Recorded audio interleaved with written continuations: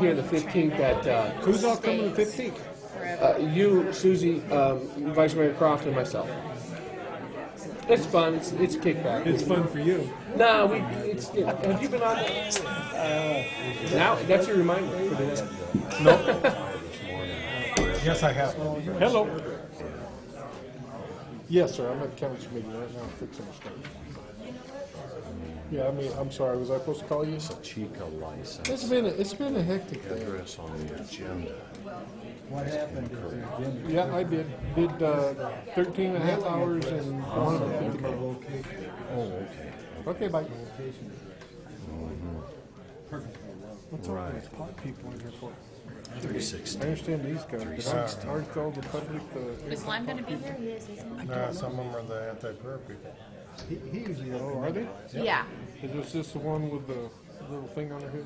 Is she the one that started? So that's 360. No, but she jumped on board.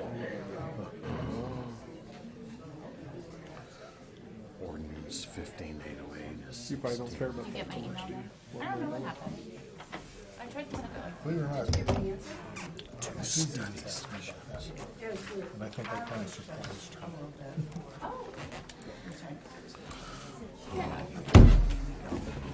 You know.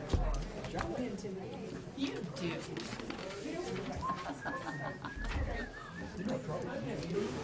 Actually, Good evening. Look at the monkey. okay. See the monkey right there? Good to see you. Good evening, how are you? Good. How are we doing?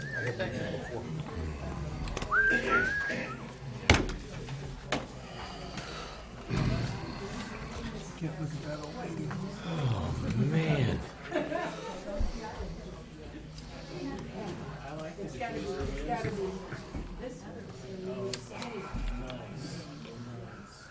One of those days. Okay. Hey, you guys all got notified there's 2 study sessions next week. I'd be looking on. Really? 2 study sessions next week. One on Wednesday and one on Tuesday. Oh, Sorry, Doug. Yeah. in a good way. Yeah. Not letting him. No. Mayor, did you want to have an adjournment? I'm sorry I didn't hear a word you're saying, but yes, ma'am, one thing I answer.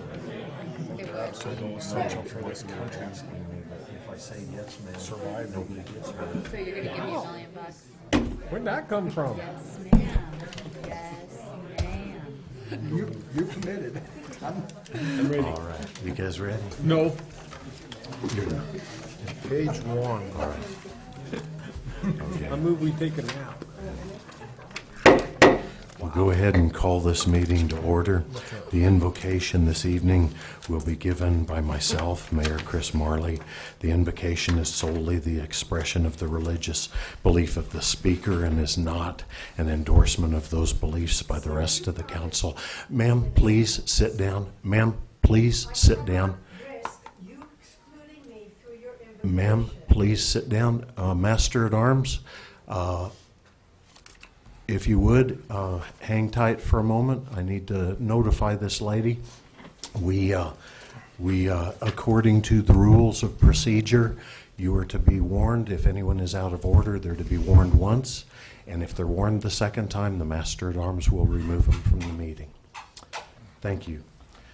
The invocation will be given tonight by myself, Mayor Chris Marley. The invocation is solely the expression of the religious belief of the speaker and is not an endorsement of those beliefs by the rest of the council or by the town of Chino Valley. Religion is a personal matter independent of the function of government. The purpose of the invocation is to solemnize the legislative proceedings of the council and unite lawmakers in their common effort to act in the best interests of the town. It is not the intent of the town to advance, proselytize, disparage, or denigrate any other belief or non-belief. The town of Chino Valley respects all religions and beliefs and hopes, and believes and hopes that you will respect the belief and prayer of the speaker. You're not required to stand for the invocation, but you may if you wish. After the invocation, we will have the Pledge of Allegiance. As I said, no one is required to stand for the invocation, but I will. Father God, I ask that you give us wisdom this evening and in the days ahead. Our country is in some extremely difficult times, and we need your guidance more than ever.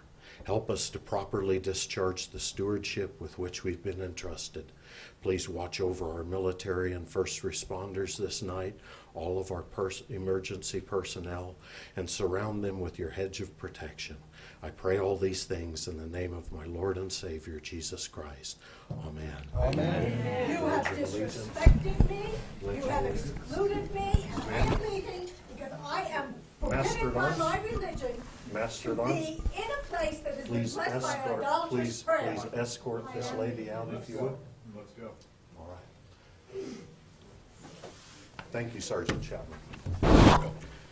I pledge allegiance to the flag of the United States of America and to the republic for which it stands, one nation, under God, indivisible, with liberty and justice for all.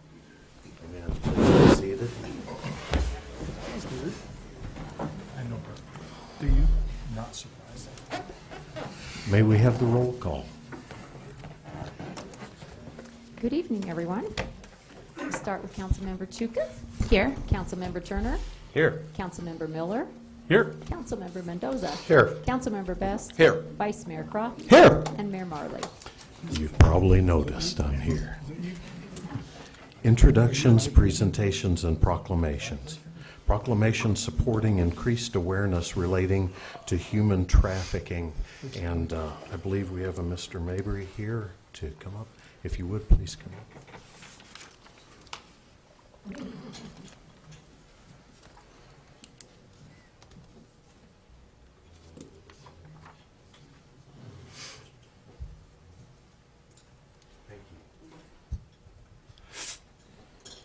Whereas human trafficking is a modern-day form of slavery involving the illegal trade of people for exploitation or commercial gain, and whereas every year millions of men, women, and children are trafficked in countries around the world, including the United States, and whereas it is estimated that human trafficking generates billions of dollars of profit per year, second only to drug trafficking as the most profitable form of transnational crime, and whereas human trafficking is a hidden crime as victims rarely come forward to seek help because of language barriers, fear of the traffickers, and or fear of law enforcement, and whereas traffickers use force, fraud, or coercion to lure their victims and force them into labor or commercial sexual exploitation.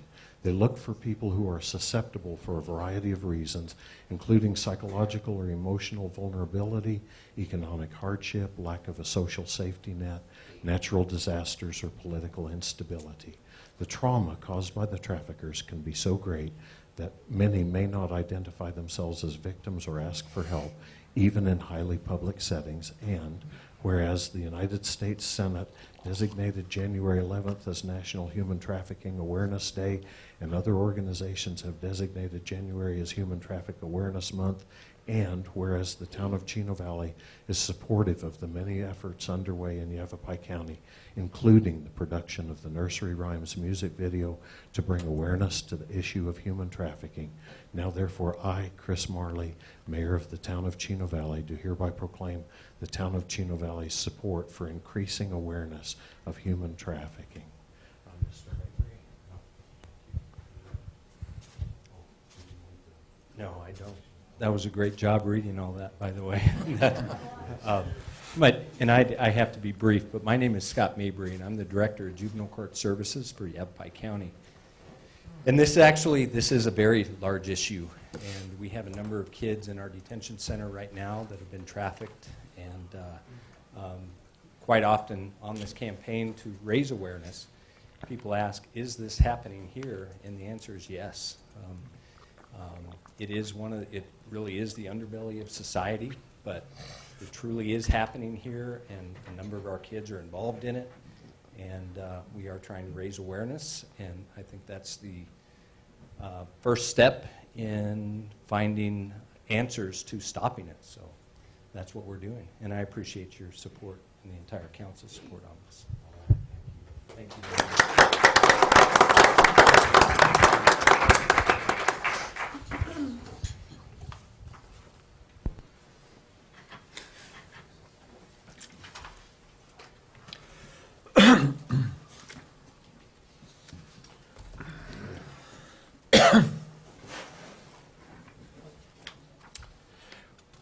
Next, we have a presentation for Chino Valley voters regarding the presidential preference election on March 22nd, 2016, and the November 8th, 2016 general election.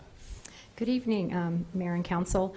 I'd like to present a video that is on the Arizona Citizens Clean Elections Commission page.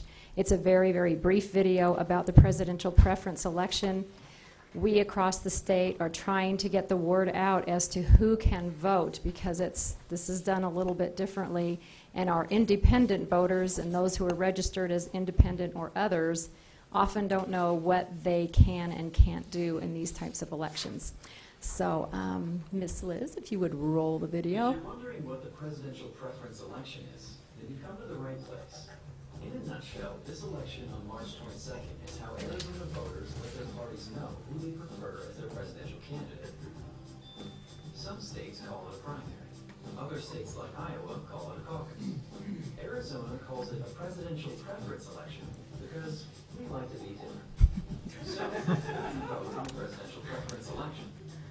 Well, only voters registered with the Democratic Party, the Green Party, or the Republican Party can vote. If you're an independent and want to participate, it's time to pick a side, temporarily or permanently. Just make sure you register with the participating party before February 22nd.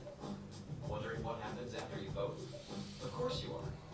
When all is said and done, the delegates take all the votes and head over to a huge party for their party called the National Convention. It's here that an official vote takes place to select which candidate will appear on the general election ballot on November 8th.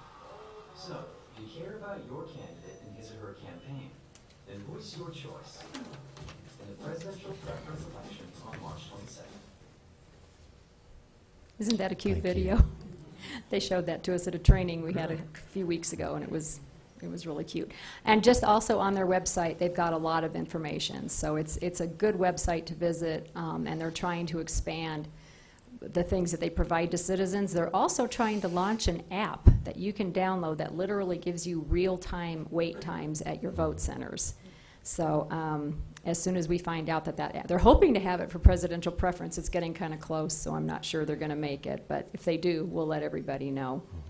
And then I also just wanted to let you, council, and the public know about, just to remind them that the upcoming general election that we're going to have this fall is not going to be a vote-by-mail election. However, any voter can request an early ballot, or you can call the contact the county and get on the permanent early voting list, which just means for every election you're automatically going to get an early ballot. If it's a vote-by-mail election, you'll get that by mail anyways. The other thing that I wanted to let everybody know, you know how when we have these elections and the clean elections they send us that big, huge pamphlet with all the candidates all over the state, and it's hundreds of pages long. They've changed that. We're only now going to get the candidates who are in our own district. So that pamphlet's going to be reduced from 200 plus pages to about 50. So it won't be as hard to find the candidates that we want to vote for and read about. And, okay, I already mentioned the Clean Elections app. So does anybody have any questions about the presidential preference On this side. or any of that? Okay. Okay, and election season is hereby launched. We'll be keeping in touch for the next 8 or 9 or 10 months on all the happenings. Thank you. Thank you. Thank you very much. Good. Our next item on the agenda is call to the public. Call to the public is an opportunity for the public to address the council concerning a subject that is not on the agenda. Public comment is encouraged. Individuals are limited to speak for 3 minutes. Total time for call to the public may be up to 30 minutes per meeting. Council action taken as a result of public comment will be limited to directing staff to study the matter, scheduling the matter for further consideration and decision at a later date, or responding to criticism. Do we have anyone who wishes to speak to call to the public? Yes, ma'am.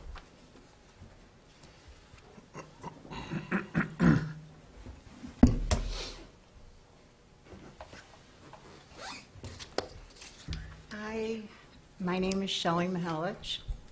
I've been living in Chino Valley for 4 years, and I feel that I have to come up here and talk about the embarrassment that just happened. Am I allowed to do that? I suppose you are. It's not an agendized item to have Okay. embarrassments. So. I wrote it down. Okay. With the greatest respect to our consul, who I have great respect for, I've lived in many towns, worked in the city halls, and I have never seen a consul that works so hard to bend and to try to make everybody happy. So I applaud you. Okay. Thank you. First of all, I want to talk about what happened just now. I read it in the Chino Valley Review, and it concerned me that there were 2 citizens that are offended by the invocation that was given at the very beginning of the town meetings. Well, excuse me, ma'am. If we're going to get into the invocation itself, that's going to be our first agenda item, and so we can ask you to speak then. Was there any other stuff? No, we're just regarding this? talking about what the contents of it and Okay. what offends me about what just happened. Okay, well, we will invite you back up momentarily Okay. then. All right, thank you. This is part of our Chino Valley aerobics program. Go back again. And any others wishing to speak to call to the public? Yes, sir.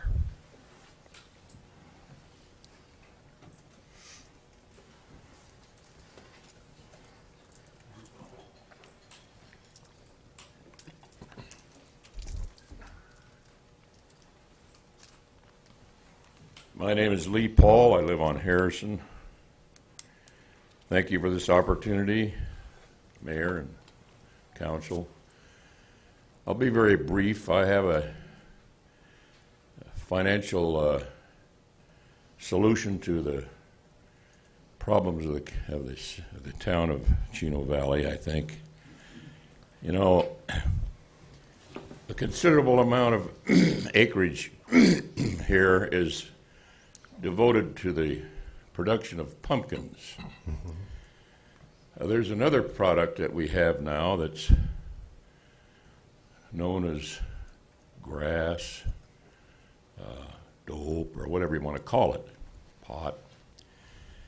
And I would suggest that we consider the idea of putting a plant up in Chino Valley, food processing plant that produces a frozen product that we can market all over the United States. It'll be healthy, and it'll make you happy eating it. And the name of the product will be pumpkin pot pie. Now, pot pies are very popular. We got chicken pot pies, turkey pot pies. Why not have a pumpkin pot pie and make some money for this community? Thank you. Thank you, sir.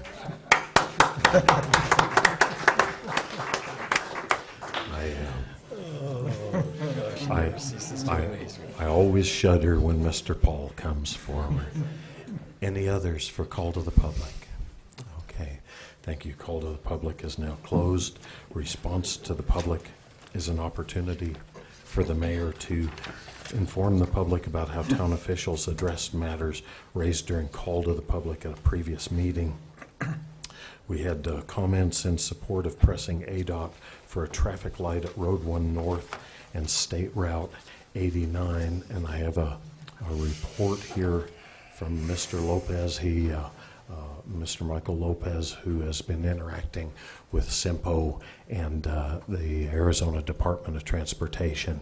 It says, based on my recent conversations with Chris Bridges of SIMPO and Alvin Stump of ADOT, Road 1 North was never part of the SIMPO program. Perkinsville Roundabout was the project slated for funding through SIMPO. However, the funds were reallocated to the SR 89 widening south of town, so ADOT picked up the majority of the cost to the Perkinsville Roundabout with our participation. It was at this time that Road 1 North was put into the SIMPO program. Road 1 North, despite the number of accidents that occur there, is lacking in fatal incidents, thus preventing ADOT from prioritizing the signal construction. That's sad, but that's the way it is. In just a second, yeah, Mr. Brown, if you would start making your way forward, I'll finish this. Mr. Brown has some more input on this. This does not mean that ADOT's not fully aware of the need for a signal at this intersection. It just means that the funding sources that are available are severely limited based on the safety stats. Alvin and Chris are working to find other revenue sources while also considering bumping up the current SIMPO schedule from F21-22 to fiscal year 18-19 or fiscal year 2021. Yes, sir. Thank you, Mayor, Council. Craig Brown, Board of Supervisors, and Chairman of SIMPO. So Chris basically gave you the information that he had on hand at the time. In the last couple of days, there's been a lot of discussion because there has been articles in both the Courier and your local papers. So we were talking about trying to find other alternatives, how we could move this project back up into the 5-year plan, if you will. And I know that Darrell Croft, being one of our executive members previously, has been involved in these discussions that this light is badly needed, and we all realize that it's a safety issue. I hate to say that we were waiting around for somebody to get killed. That would be a bad way to go. So what we've done is try to find some other alternatives to move this up in the system and to try and get it made a priority for this particular area. It would help us to finish off the 89 corridor that's going to eventually run from 89A all the way at least through Paulden. So what we've done is the county has looked at it, and we have found some monies that might be available to help out with the project. We're going to go forward, submit that to ADOT, see if we can move some other monies around from projects over in the Verde Valley that seem to be not moving forward, and see if we can do something to move this up on the schedule to help the people of Chino Valley. Okay, thank you very much. Thank you, Chairman Brown. All right. Excellent. Current event summaries and reports. This item is for information only. The mayor, any council member, or town manager may present a brief summary or report of current events or ask a staff member to provide the same. Presentation on information requested by the mayor and council will be made and questions answered. No action will be taken. Do we have any? Yes, sir. I sponsored a letter to go to the governor about our JTAD program, and I'd like to report that we are moving forward. They are talking about giving $28 million back to the program to where our kids can go ahead and continue in their education. As I get more and hear about a signing, I will be the first one to tell you. Thank you. All right, thank you. Yes, sir. We're back. We're doing another Citizens Academy. I see we have some graduates here in our audience tonight. It's starting March 3rd, and it is 8 weeks, and it's a couple hours on Thursday night. Some of the things we'll talk about, we'll have staff come in, present their department. We'll also have the police department and the fire district come in. I think the police department usually brings a drug dog in to do a demonstration, so that's kind of fun.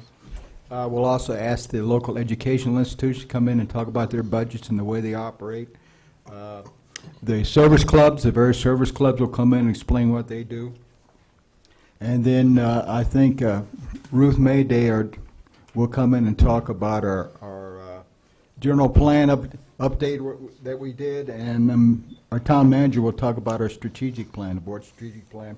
The final session is session 8, which is on April 24th, and Mayor and I will come in and pull a couple of chairs up and sit down. We'll do a roundtable open discussion on, well, I get him into a lot of stuff. All right.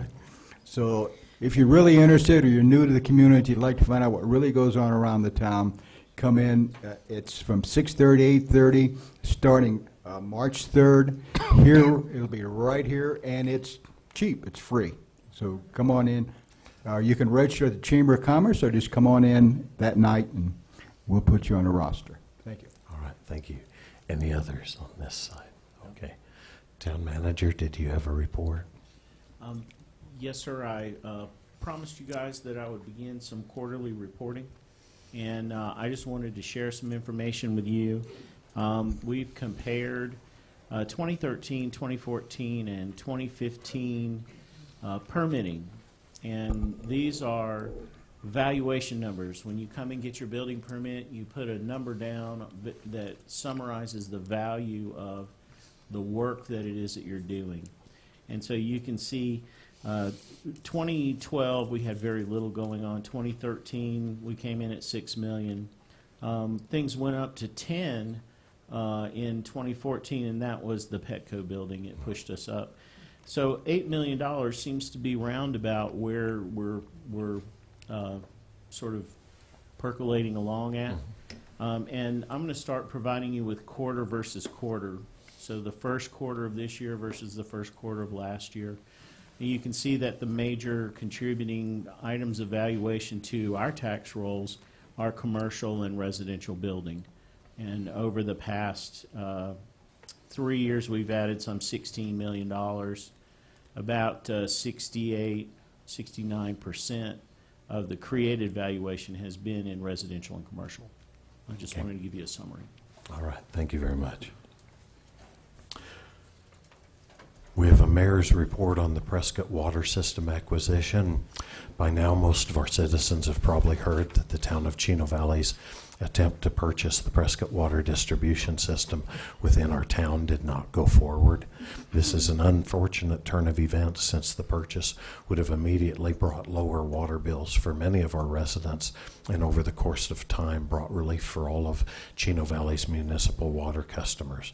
It also would have allowed the town to determine its own economic future to a great extent, since fire flows and municipal water systems are critical factors in retail development. Although the attempted acquisition was an extremely time-consuming and complex process with many moving parts, it was still worth a try. I would like to thank all those who have invested their time and energy into trying to make this happen. It would have been wonderful to be able to lower the cost of living for our residents and restore the control of the town's economy to our own citizens, rather than having it in the hands of a neighboring municipality. The next question for Chino Valley is, where do we go from here? As a town, we have a number of different options which we will need to further explore. In the next few months, we will be looking at the feasibility of those options and then begin moving forward. Not to worry. Achieving our economic independence is not an easy process, but it is well worth pursuing. We have made some good progress in the last few years, and hopefully we can continue in the years to come. We now move on to our consent agenda items. We have a report from Ms. Lewis on the council study session schedule.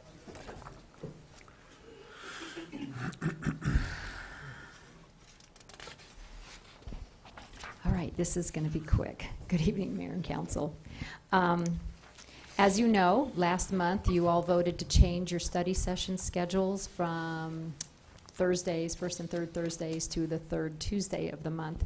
And so Mr. Smith asked me to just briefly let you know what that means as far as how the schedule is going to work for getting items on the agenda. And basically, it doesn't change a whole lot. It used to be that if you made a decision on a Tuesday, you couldn't put it on your next study session. It had to wait 3 weeks, and that's still pretty much the case. The only exceptions will be is that if a person knows that something's coming up to be on a regular meeting, but they want it to be discussed on the study session, and they get it to staff in time for the first agenda review meeting, for the first meeting of the month, then in those cases we will allow something to go on the next ensuing study session.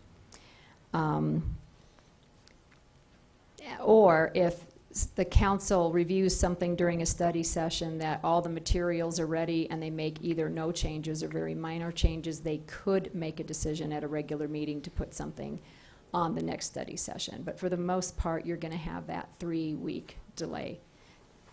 And of course, if there's a fifth Tuesday, it could be a 4-week delay. But does that make sense? You bet. Okay. You bet. Thank you. All right. Any questions? No, ma'am. We're used to government not moving that quickly. So. Yeah, we've done pretty good with that one, though. Thanks. All right, thank you very much. Consent agenda. All those items listed below are considered to be routine and may be enacted by one motion. Any council member may request to remove an item from the consent agenda to be considered and discussed separately. Does anyone wish to remove any consent agenda items? No? Anyone on this side? No? May we have the consent agenda?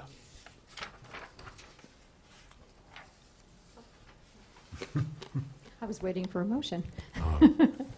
6A is consideration and possible action to accept the January 19th, 2016 study session minutes.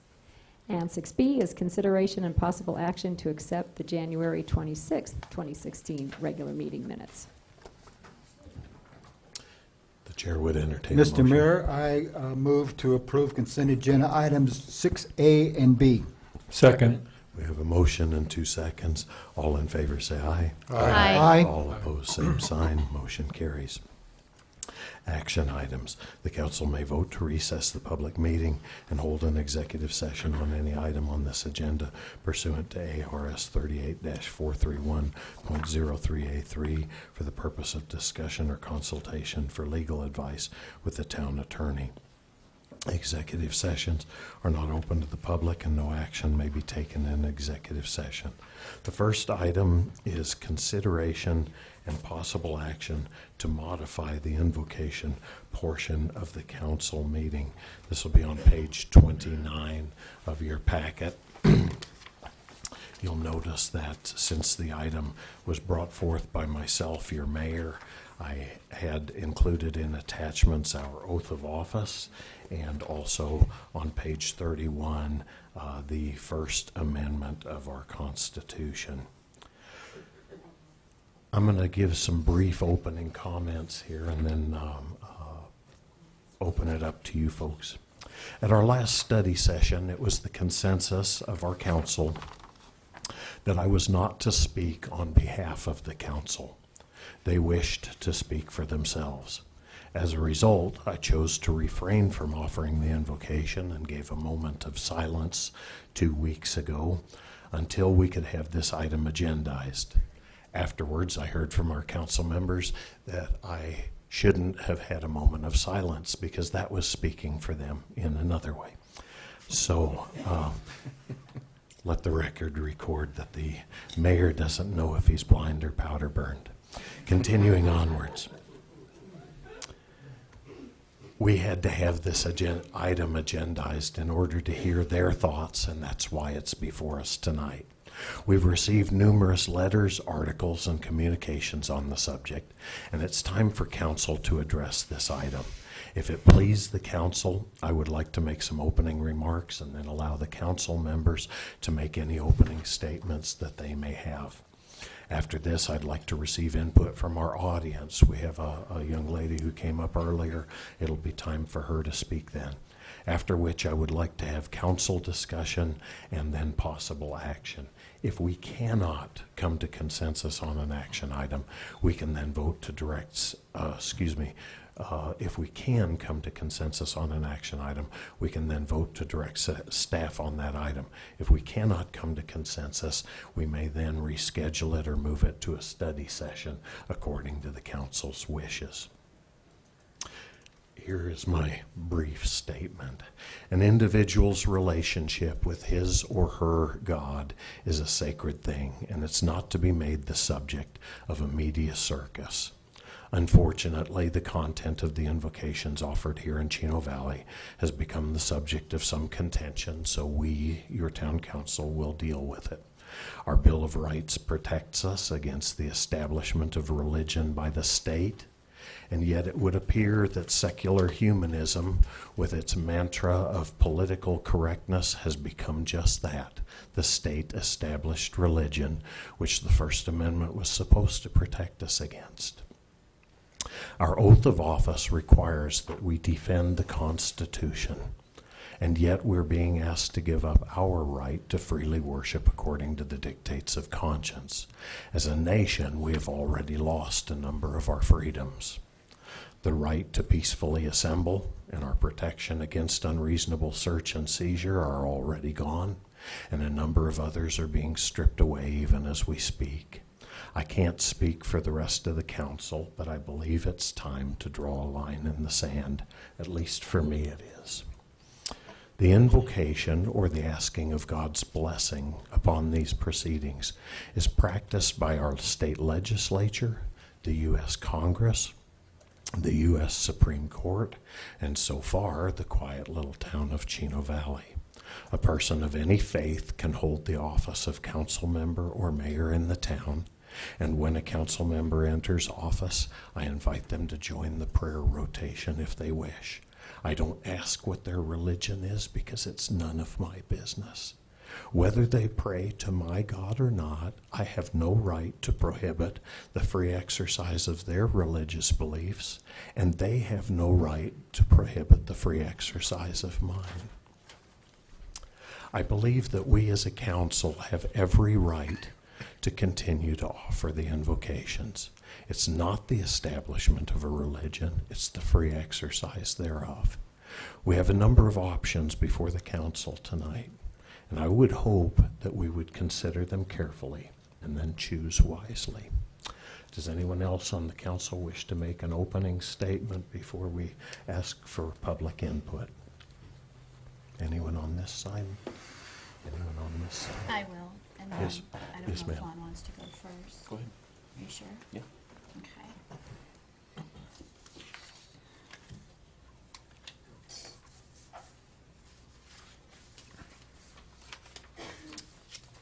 And a lot of what I have to say reiterates the mayor as well.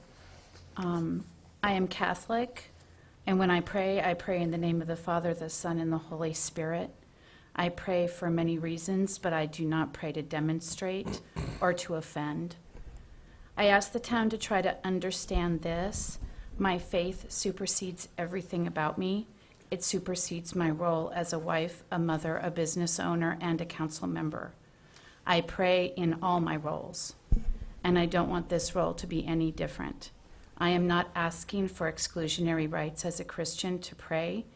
If my fellow council member is of another faith, I will pray right beside them. It makes no difference to me, as I am comfortable in my own faith, as I'm sure they are in theirs. They do not offend me. I would rather have more prayer than no prayer. I would rather have people of many faiths praying side by side than no one praying at all. However, it appears that the law of the nation does not stand behind us. And if we continue to pray during the council meeting, we are jeopardizing the role of council for ourselves, as well as any other individual that may want to run for city council that prays. I cannot support moments of silence. I believe that is exactly what it is silence. And I cannot support silencing my faith any longer.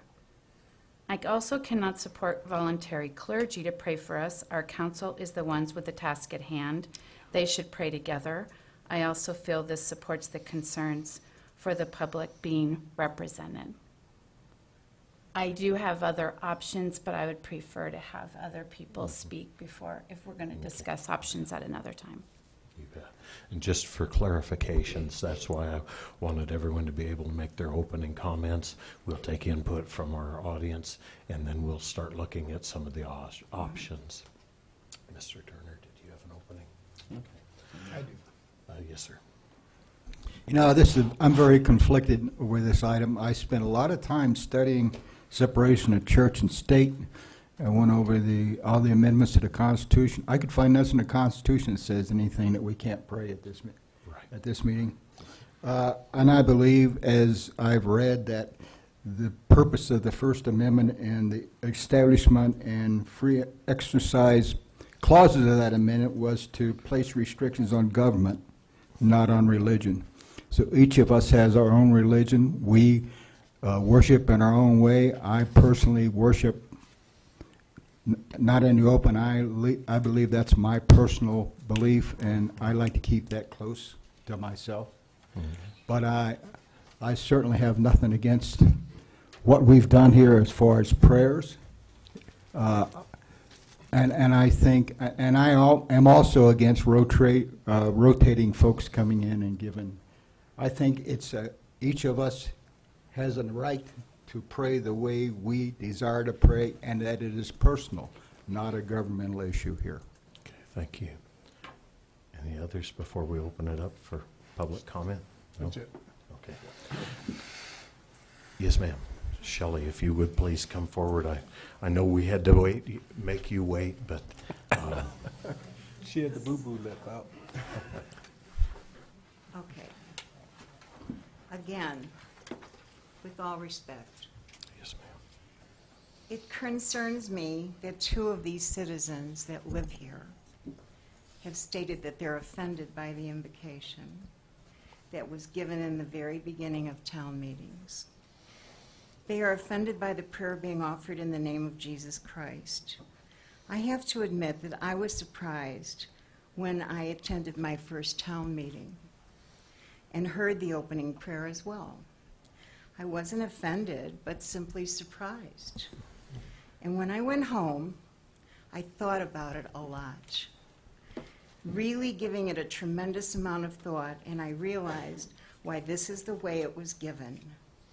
I live in a primarily Christian community. I knew this when I moved here and decided to respond to this in a truly American way. And that is to be respectful to all of my neighbors, no matter who they were and what religion they followed. Aside from being fortunate enough to have been born here in the greatest country that the world has ever known, Amen. I knew this is what our country was all about.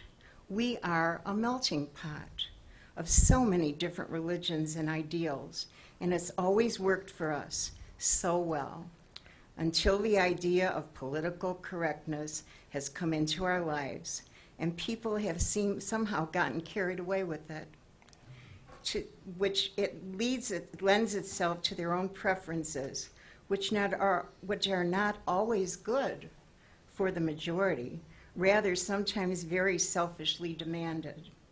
The prayer being offered is simply given as a means of asking for God's protection and love. There is nothing malicious or evil about it.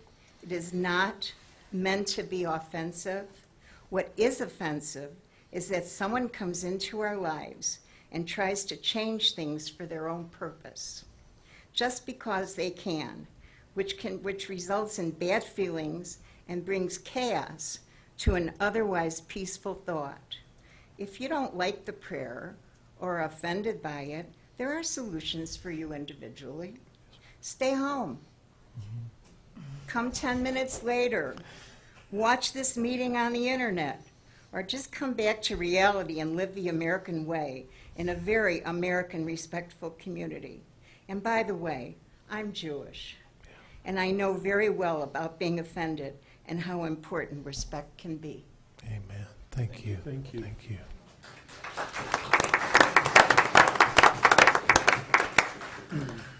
I know one of our rules of order is that we're not supposed to applaud, but I think that was worth it.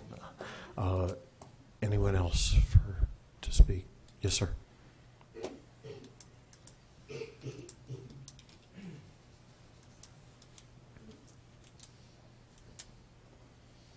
I would like to thank you, the members of the council, for serving your community, for the labors that you've put in. I know for some of you, even the staggering 4-figure income that you receive for serving the town of Chino is not enough to make up for that.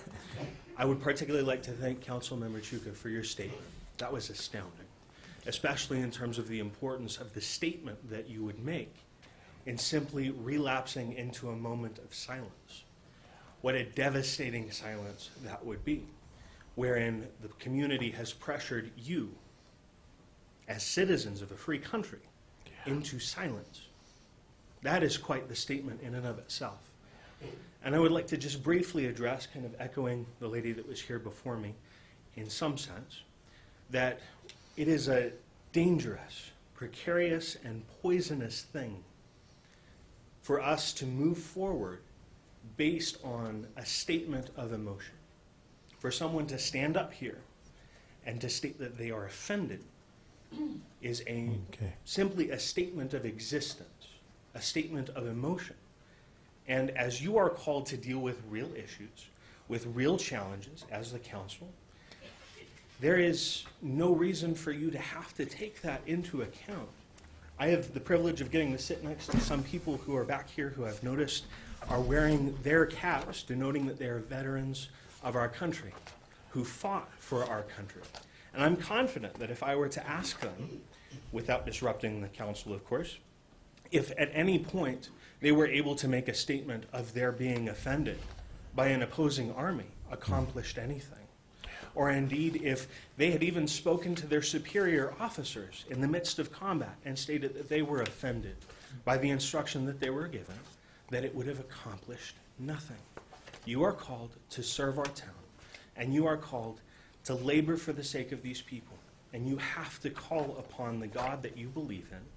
And for those of you who are Christians, you have no choice but to call upon that God in the name of Jesus Christ. So thank you for standing your ground. Thank you. Your name, please.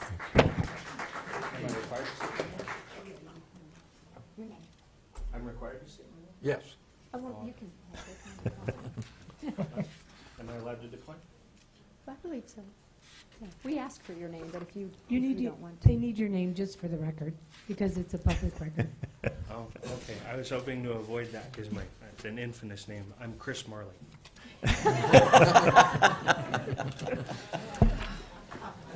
I can't believe there's two of you. All right. All right.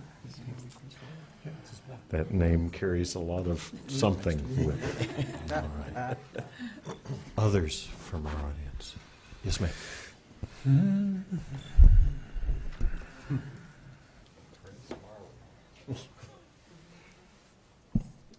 My name is Donna Armstrong. I live here in Chino. It bothers me that we would be silent. It also bothers me that someone would take offense to what our nation was fought for. The reason our people went to war with England and left England was freedom of religion. On our dollar bill, it says, "In God we trust." All of our documentation represents God. If someone of another religion doesn't like it, my opinion is, whoops. We're not asking them to change. We're telling them they can do whatever they want. But why should you take it away, take our gifts away from us? Please do not. Okay, thank you. Thank you. All right, any others from our audience? Yes, sir.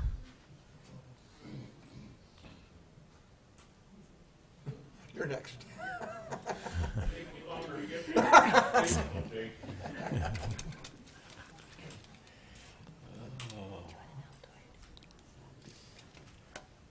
I'm Lee Paul, still live on Harrison. If there's any doubt that this country was created on Judeo-Christian beliefs and principles, look at every single one of our state preambles. There's 50 of them. I'm only going to read one, but you can get this online. Arizona. In 1911, we, the people of the state of Arizona, grateful to God Almighty for our liberties, do ordain this Constitution. Yeah. That's all. Mm-hmm. Now, in 3 weeks, I'll be 90 years old. Mm-hmm. And I got to tell you something. I never thought I'd live to see the day when we're talking about something like this. Yeah. The freedom to speak and pray in what's in our hearts. It may be different from the fellow next to you, but we're not saying to that fellow or lady, you can't say anything. It's free. We still have a free country. Political correctness is killing us. Yeah. Let's stop what we can here and now. Thank you. Yes, sir. Thank you. Thank you, Lee. Thank you. I like it when he doesn't make fun of the mayor. Who else? Yes, ma'am.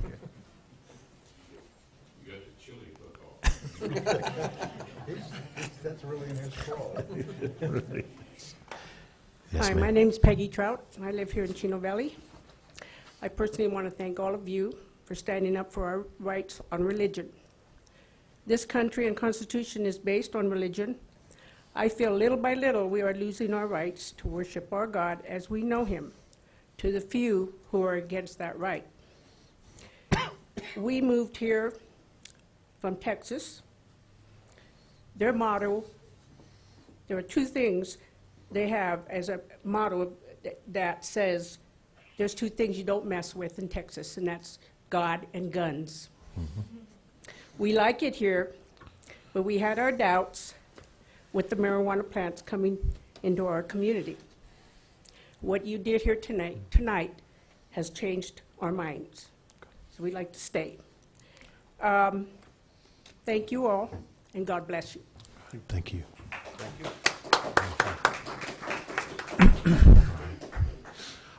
Others from our audience? Yes, ma'am.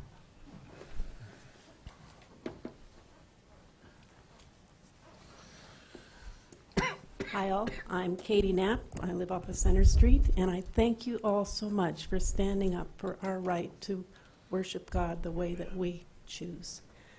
It really makes me proud of my council here. And like Ronald Reagan, my favorite president during my lifetime, says, if we're not one nation under God, we're a nation gone under. And that is so true. Looking at what's happening in our country is very distressing to me. Just seeing how Christians are persecuted in our country, it's wrong. And when good people stand by and do nothing, evil wins. And I'm so glad that you're standing up for good. Thank you. Thank you. All right, if there's no others from our audience, then we'll go ahead and begin our council discussion. With the permission of council, I had a couple of options that I wanted to throw out that have our citizens have brought them up to me. Various folks, lots of letters and articles being sent. One is no invocation at all. One is a moment of silence. Third one is a neutral prayer. The fourth one is rotating clergy, where various clergymen come in out of the community. The next one is elected officials sponsor an individual. The next one is asking folks to wait outside until the invocation or pledge is over if they're offended by that. Another one is a disclaimer language at the beginning or the end of the prayer, like what I tried to do this evening. The last one that I'm aware of is for the elected officials to go ahead and pray without the disclaimer, and that way the citizens can vote us out if they find it offensive. Those are the only ones that I'm aware of.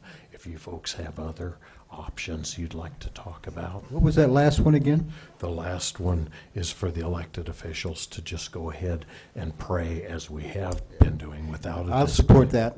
Okay. But that one would be without a disclaimer, and then folks can just vote us out if they wish. So, all right. Anyway, discussion. Did you guys want to just go down them? Yes, sir. Go ahead. In August, I've lived in this community for 40 years. And ever since I've come here, that I've known that when I've come to council meetings, there's been an invocation and the Pledge of Allegiance. I am in favor of keeping with that tradition.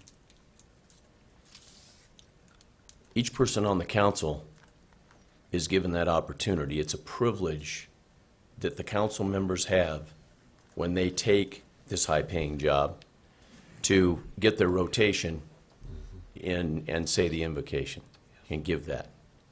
I'm fully in favor of just keeping that the way that it's always been. All right, thank you. I'm in favor of keeping it as it is. Okay. From everybody's comments, I can take it that we can cross out the no invocation. That is correct. All right. And from everybody's comments, I take it we can cross out the moment of silence. Yes, sir. I've always liked to offer a moment of silence to people who disagree with me, but that's a different thing. That never happens. Okay. Yeah, Okay. you offer, but you don't perform. I offer it. And the neutral prayer, I assume from everybody's comments that that's not acceptable either. No. The prayer to whom it may concern. Right. Okay. Okay. Jack. Mr. Miller. Oh, it's my turn to talk? Yes, sir. Okay.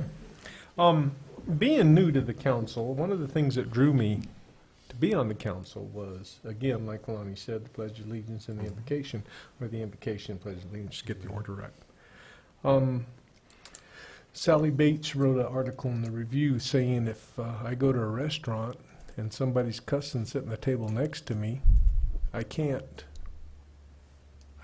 This is not a quote, but she said basically I can't go over there and tell them I'm offended. I guess you could, but that she knows it wouldn't do no good. So she just moves to another table. I know there's lots of rights groups in the United States, but I think it's time that we do a Christian rights group, and maybe this will be the start. Yes, sir. Mr. Mendoza.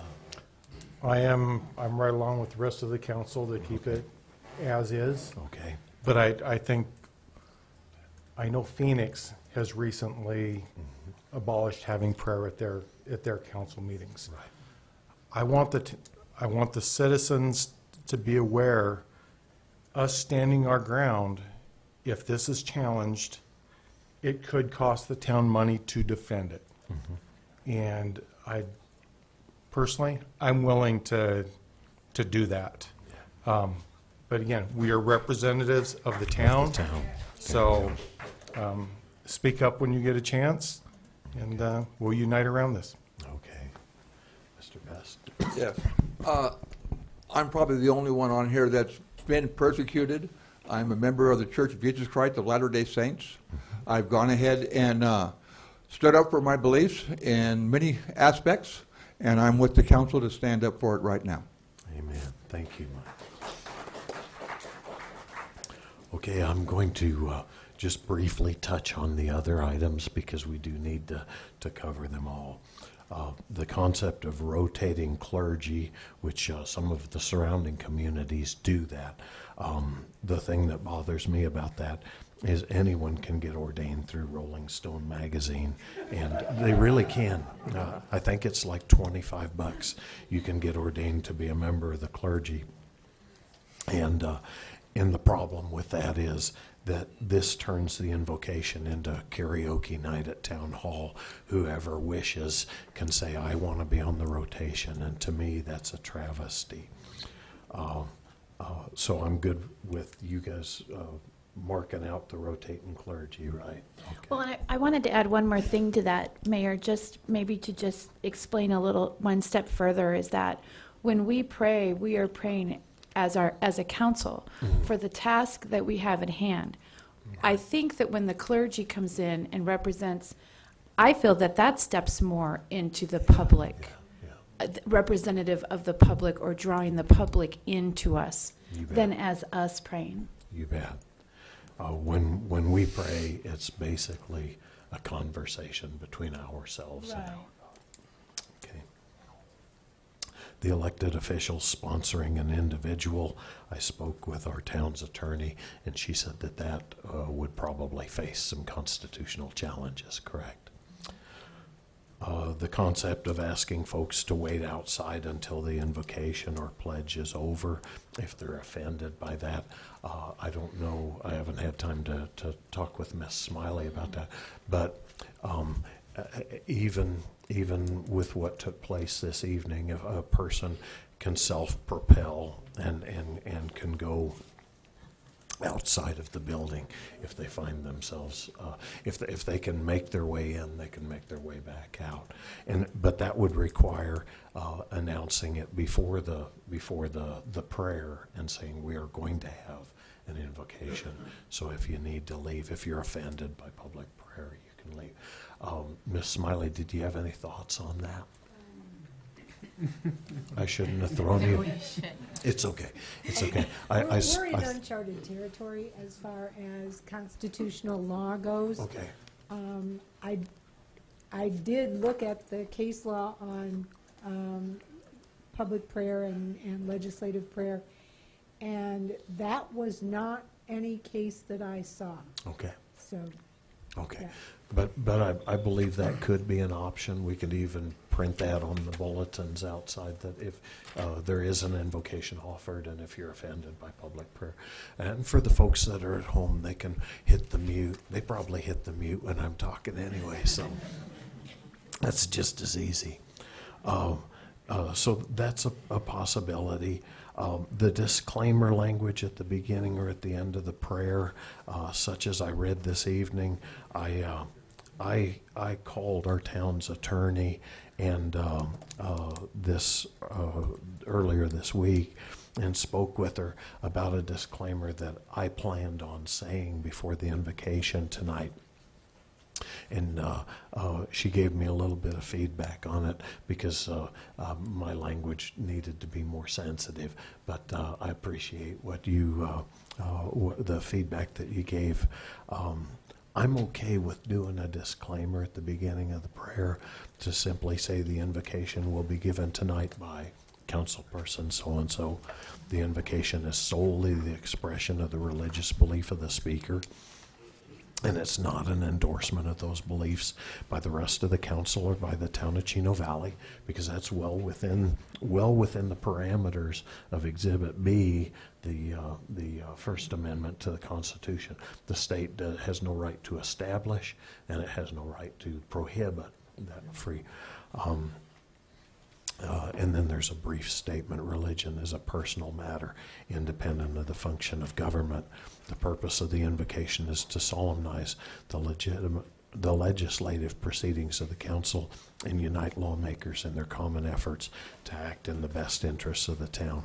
And then this part I do like, because I want folks to understand, as has been brought up to me, if I was in a foreign country where the predominant religion was something different, I would appreciate it that they made no attempt to disparage my beliefs, okay? And so this, it's not the intent of the town to advance, proselytize, disparage, or denigrate any other belief or non-belief. The town of Chino Valley respects all religions and beliefs and hopes you will respect the belief and prayer of the speaker. That takes me, even as slow as I talk, about 30 seconds to get it said, and then I can pass it over to whoever wishes to say the prayer. And we have, I believe it keeps us well within the bounds of our First Amendment rights. Anyone? Yes, sir. Well, in fear of repeating myself, I'm okay with keeping it exactly the way it is. I think that anybody that can find this town hall is smart enough to figure it out. I don't think we have to make a dog and pony show before every meeting. Okay. All right. Any other thoughts on it?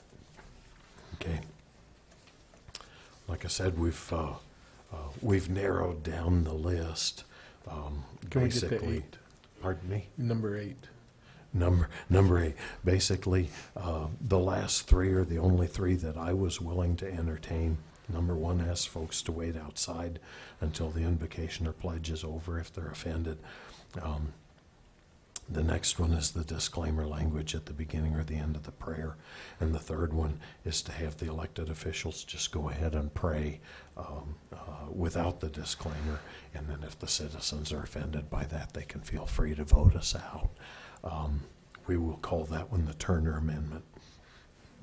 All right. I had to name something after him. I'll take that proudly. You'll take that. All right. Is there any further discussion? Okay. The chair would entertain a motion on behalf of any of our council members. I'm going to make a motion that we continue with the prayer the way it is, not change it at all. Second. Oh, sorry. Okay, wait. Okay, we had a motion in 3 seconds. Is that it? Okay. All in favor say aye. Aye. All opposed, same sign. Motion carries. We will continue with the invocation as is. If it's okay with the council, I will ask our town clerk's office to please place a notice that we do have an invocation. Absolutely. Absolutely, yes. All right. Moving onwards.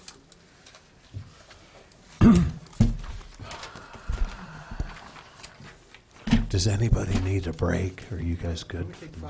Let's take a 5-minute break and then we'll reconvene. 10-minute break. 10 minutes. 15-minute break? You'll see that and raise me 5? Okay. 23 and All a right. half hours. All right. We'll reconvene at 10 after 7.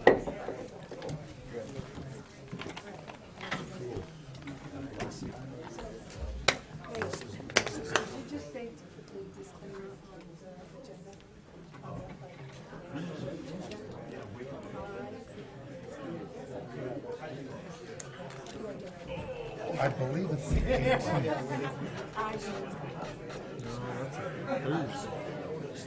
I thought it was a Wednesday. Maybe the 17th. Yeah, maybe so. He's going to go for, who's he going for?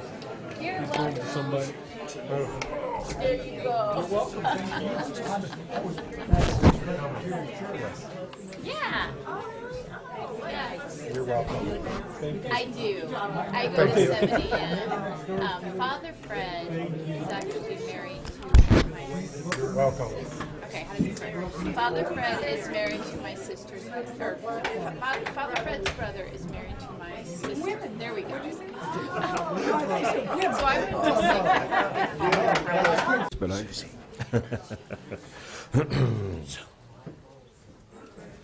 All right. Okay, we're back in session.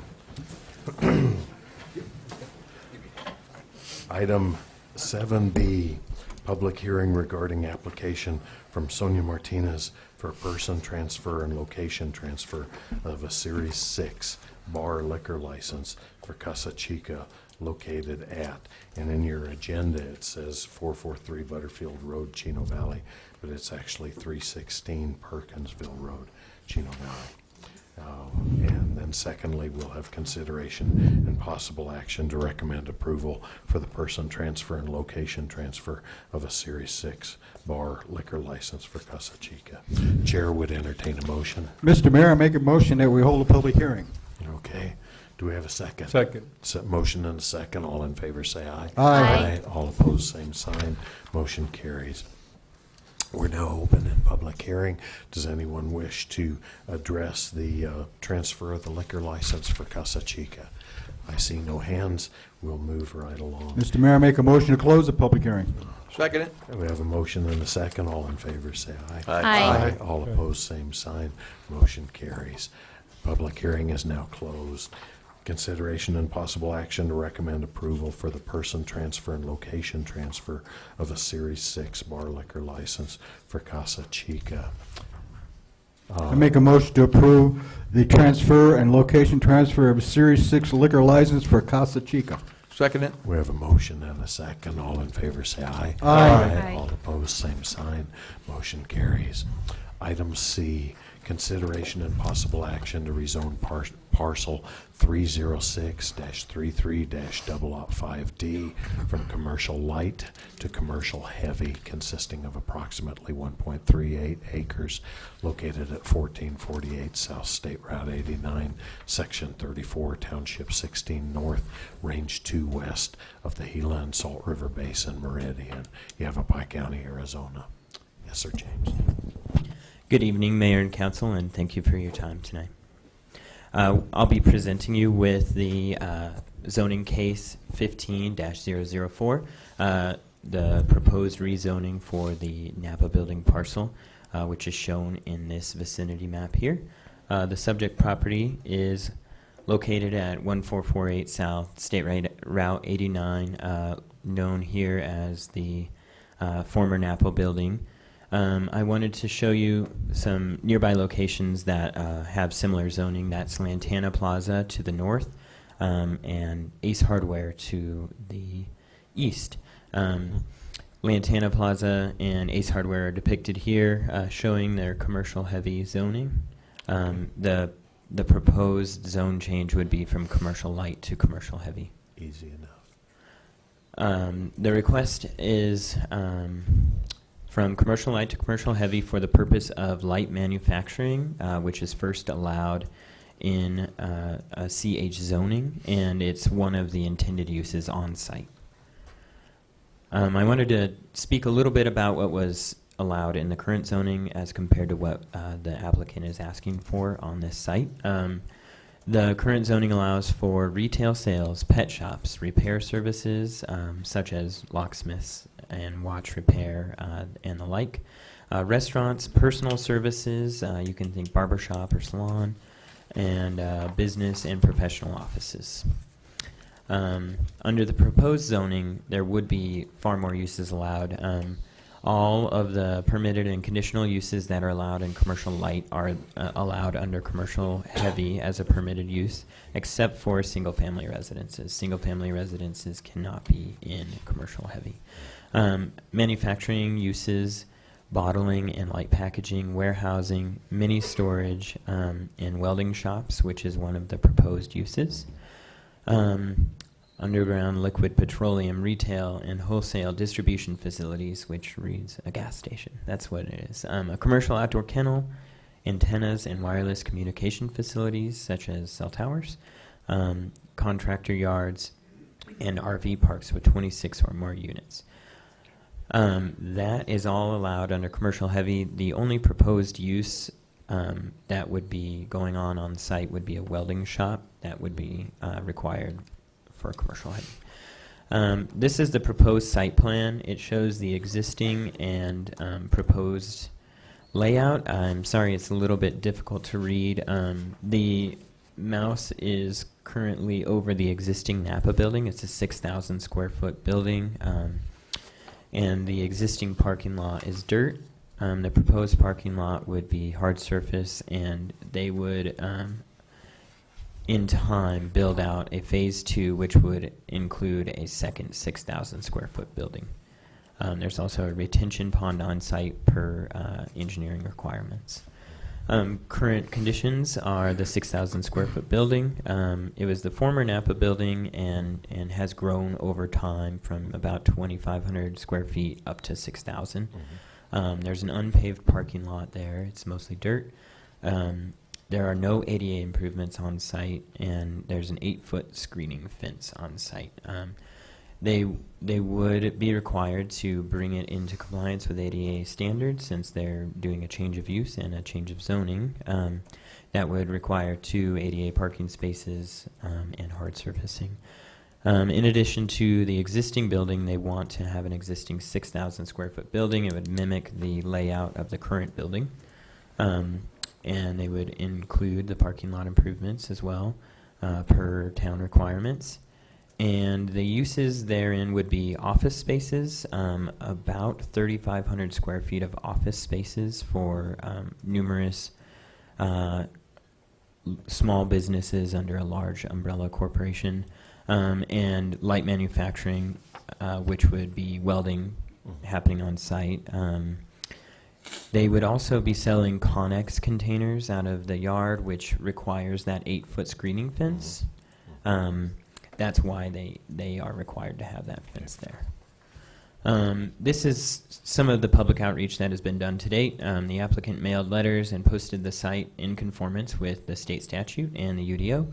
The representative of the lessee as well as the applicant agent held a neighborhood meeting last December, and one neighbor was in attendance. They were concerned that this would have medical marijuana uses on site, and that's their reason for attending. And they posted the site, the applicant posted the site after planning and zoning as well in order to allow for more comments to come in. To my knowledge, no more new comments have come in after that. The applicant and the lessee both assured the neighbor that no medical marijuana uses of any kind would be conducted on site, and town staff assured her that the UDO would not allow those uses there, primarily because the proximity to residential uses and residential zoning. We're within about 500 feet on the rear of residential zoning, and residential use is directly to the south on some CLAR5 property. This rezoning would be in conformance with the general plan. These are the pages of the general plan kind of showing the community cores. This is outside of the community core area, so it won't be subject to any new sort of specific area planning in the future. And the potential land use map shows this entire corridor as a commercial corridor. This is in conformance with that. P&Z made a decision on January 5th, voting 6-0 in recommendation of approval of Ordinance 15808, which would rezone the subject parcel. And the concerns from P&Z echoed those that were stated at the neighborhood meeting. Medical marijuana use is on site. Again, town staff has assured P&Z as well as those at the neighborhood meeting that by virtue of the separation requirements, this cannot happen on site.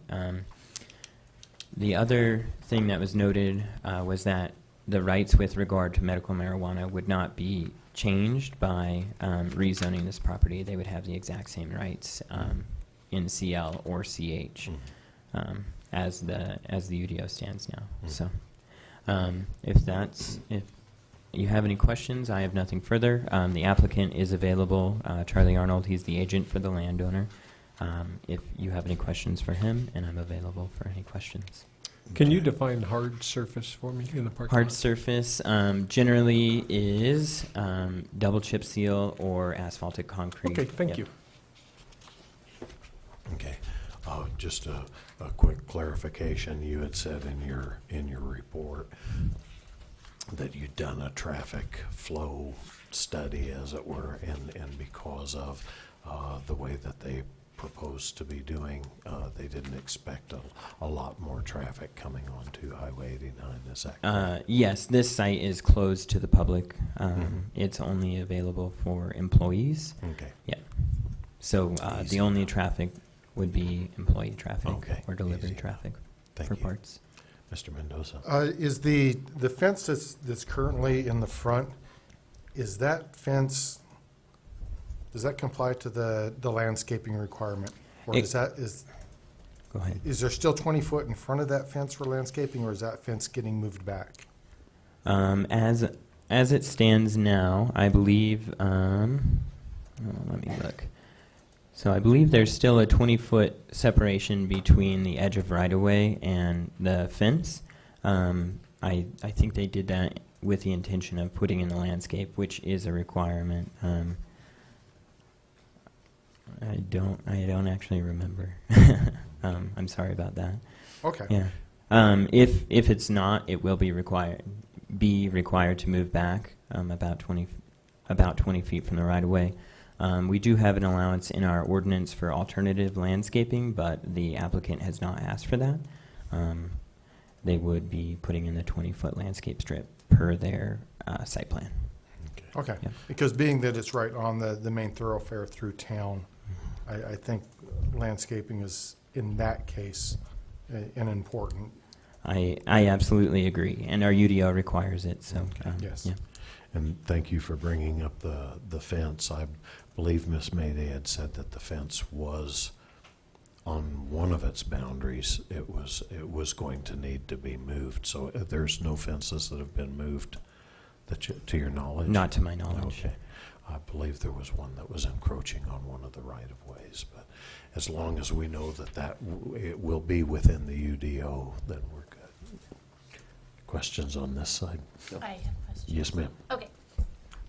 So is the person that's applying for the rezone, are they the property owner? The person applying for the rezone is the agent for the owner. Okay, so then is there a lease in place for this property? There is a lease in place for this property, and the agent for the owner can speak to that. Okay, Yeah. just would we, Phyllis, are we, is it applicable to ask for the length of that lease since we're doing a rezone based on the business at hand? The, Do you understand where I'm going? Yeah. I do, but I think that you need to consider the rezoning independent of the lease. Okay, independent of the Right, because- business intended? Yes, because the rezoning will be in effect whether or not that business locates there. Okay. Right. Okay. Okay? Okay. And one more question, Mayor, I'm sorry. Commercial heavy, if you could just explain to us, because I know we had this conversation, James, but just for the benefit of the town people that may be curious, because part of commercial heavy, it is intended to provide and encourage commercial and light manufacturing facilities that are not appropriately located next to residential zoning. The property directly, if you look on the map, 306-33005M as in Mary, has a CL/AR zoning. Maybe you could explain for the benefit of the town why this does not apply. Excuse me. We talked about the CL/AR5 zoning a little bit. The CL/AR5 zoning is a split zoning on a single piece of property. The first 300 feet off of the edge of ADOT right-of-way are zoned CL, and the rest is zoned AR per an old rezoning that did a strip rezone along the entire length of 89 through town. The current use there is a home, but the general plan, as we showed earlier, intends for that to be a commercial corridor in the future. I'm not exactly sure who the owner of that property is to the south and what their intentions are for moving. But as it stands now, our zoning map doesn't show it this way, but we could consider the first 300 feet of that property to be colored red and the rest to be colored yellow in the rear. That's not how our zoning map was laid out, but the intent of the rezoning from all those years ago zoned the first 300 feet off the edge of the highway. And what is the depth then of the property that's requesting the rezone? The depth of the property that's requesting the rezone is approximately 285 feet. Okay. Yes. Okay, so. It would be, I believe the one to the north is closer to 300 feet in depth, if you'd like to use that for reference. Okay. Mhm. No, I just like to, show that we're just keeping the integrity of the town there, with this property. I understand, and thank you for your question. Yeah. Okay. Any other questions? Yeah, just one. And James, I believe with that rezoning from years ago, when they took that first 300 feet, that property owner, at a minimum request, can come in and ask to have the balance of that property gone to that AR property made CL, correct? I'm not exactly sure about that. I could ask my director. Yes, they can absolutely come in and ask to rezone the entire property to the CL or CH. Right. Yeah, that's how that was set up. Okay. Okay, CL. thank you. All right, thank you. Same thing. Any other questions? Oh, no, I'm good. Any other questions? Any other questions here? Thank you very much. Thank you. All right. The chair would entertain a motion then. Mr. Mayor, motion to adopt ordinance number 15808, rezoning approximately 1.38 acres of real property generally located at 1448, We have to change that. It's not 15808, it's actually 18808. 16808. Okay, do we have any other numbers we can? Yeah.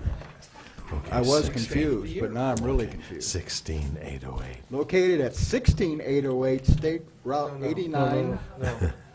Ordinance number is changed. Ordinance number 16. Ordinance number 16808, located, I hope it's 1.36 acres Yeah. of real property generally located, is the address right? Yes. 1448 South State Road 89 from commercial light to commercial heavy zoning district. Second. We have a Wow, motion got and through a that. second. All in favor, say aye. Aye. I would make you say it Opposed, again. We Thank really, you. we really ought to. Motion carries. Item D, consideration and possible action to approve a protected development rights plan, PDR plan, for the property located at 2144 North Road 1 East. Ms. Mayday. Good evening, Mayor and Council. Before you, you have PDP 16-001. This protected development plan is the first one we're going to see in a series for the medical marijuana industry as a result of the recent change to the UDO and the limiting those uses to industrial property. The purpose of these PDR plans in this case is to be able to establish that continuing right for those property owners who have made investment in those properties to be able to continue that use and get their projects completed in 5 to 7 years from the time that they apply for building, or from the time that the council approves their development plan. The purpose of these plans, quite frankly, is to shield developers from the municipalities and the changing of rules or land use regulations that dictate manner and placement of buildings, any of the other things that we like to do to developers to allegedly make their lives difficult. Any changes after the UDO or after the PDP plan is approved do not apply to that parcel. So again, we can avoid the legal nonconforming use that may be created by a land use amendment or a zoning change. The development rights that are secured by this have to be shown on the plan. So if it's not on the plan, essentially, there's no right granted. Again, it relieves legal nonconforming status in certain situations, certainly here with the medical marijuana and the changes to the UDO. These plans provide a degree of certainty to the developers and the municipalities in that each side knows what's expected of the other. Everybody knows where everything is going and what can be built and in what phase. These plans can be easily amended by the developer, but not so much the other way. This is more of a one-way street where the developer can come in and request an amendment, present a new plan, explain why they need the change, and it's at the discretion of council to make that change. Council, on the other hand, is very limited in their ability to change any of the requirements for the development plan, the protected rights development plan. The statute limits them to 4 options. And one of them is to, if the owner agrees to the change in writing, health safety issues, if there's something on that plan that's going to create health safety issues for the community, then town council can come back and say we need to amend this plan. If there is a purposeful misinformation presented by the applicant to mislead council, then that can be brought back. And if there's a change in any state or federal law that would render the plan illegal, then the council can bring those plans back. Of all of those 4 reasons, the last 3 all require a public hearing and notification, the 15-day notification process that we generally do for public hearings so that the public is aware of the proposed changes to the plan. This is the Protected Development Rights Plan. We've seen this before at the work study session or the study session a few weeks back. This plan has been developed by Mr. Abrams and his consultants, and as you can see, it might be a little difficult. This section here in the solid red line is the existing medical marijuana cultivation facility. And this dashed line up on top, this is the proposed expansion of the cultivation facility. This section down here, this is the phase 2 for the residential. My eyes are getting bad. Phase 2 residential. This is the phase 2 hay farm. This is phase 1 hay farm. There's planning for vineyards here and here. Additional solar. There's solar generation here. And then another phase of residential. So as you can see, the medical marijuana use is a small component of a much larger plan. That would be the development of the entire site. That's about 53 acres. I'd be happy to answer any questions anyone has. No, but the packet was well put together, thank you. Very well. Any questions on these? Good. Mr. Pugh is the applicant's attorney and would like to have an opportunity to address the council briefly. Okay. Before we do that, I had a broad question Sure. that regarding PDRs. Can any legal non-conforming use file for a PDR? Not Yeah. after it's a legal non-conforming use. Okay. They have to do it before. Before, okay. While that right Okay. still exists, that's the purpose of the protected development right, is to protect those development rights. Okay. Once it's a legal non-conforming use, there's no right to protect. Okay. I was wondering, because we have a number of legal non-conforming uses in the town, and I was wondering if we were going to see a flurry of PDRs come to us from them, so. I don't know if I would call it a flurry. Several. Trickle? Flicker? Drops, here and there. Drops. Thank you, thank you. I do have one. Yes. Ruth, on page 66, every land use element of the previous phase of the PPDRP is not required to be completely built out before a new phase could begin. Correct. So that they could end up with both operations going and not complete any of the rest that's proposed on here. They would, well, yes and no. They would have to complete, if they don't complete that plan within the 7 years, the council approves it for 5 years at first, they can get an extension for 2 years, then their protected development right goes away. So then does their use, their operation need to then stop until they complete the vineyards and the hay farm? Oh, you're talking about the medical marijuana use, I'm sorry. No, that they can, if they want to complete that, they can. And I don't think there's any statutory requirement for them to complete the other ones. No, so yes, what you're saying is, could possibly happen. I don't, like I said, I don't recall a statutory requirement for them to complete the construction.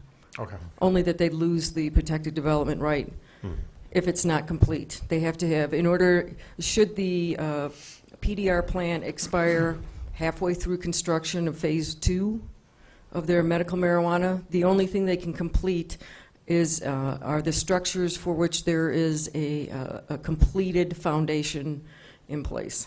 Okay. So there's no requirement forcing them to go ahead and finish out the vineyards and the hay farming portion? No, but I think Mr. Pugh would probably be happy to address that concern. Before you leave, though, let me ask one thing. What is the current zoning on this whole parcel? It's mixed zoning. It's a combination of commercial light and CL? Yes, CLAR5. Some of the center is CLAR5, and the two outer parcels are CL. And thank you, Mr. Mendoza, for bringing that up. There is, I had thought it would all be required, but it's good to know that this is a good faith thing, so. Yes. Right. Mr. Pugh? All right, Mr. Pugh, yes. Good evening, Mayor and Council. Thank you for the chance to be in Chino Valley tonight. It's always a pleasure, especially after listening to Mr. Paul and others. If I can take 10 seconds of your time, my favorite legislative prayer was the preacher who began the prayer at the commencement of a legislative session of a state. And the prayer said, "May this legislative session come to a prompt end, so that those here assembled may depart to their homes in peace, and that good may prevail on this community, and that chaos may terminate." Now, that was the commencement prayer, so you got to take your chances with who's offering the prayer. So anyway, sorry to indulge you, council members, on that for just a minute. We're here this evening to concur with the staff recommendation on the phased development rights plan. And for the record, my name is Ralph Pugh, and my office address is at 1744 South Val Vista Drive, Suite 217 in Mesa.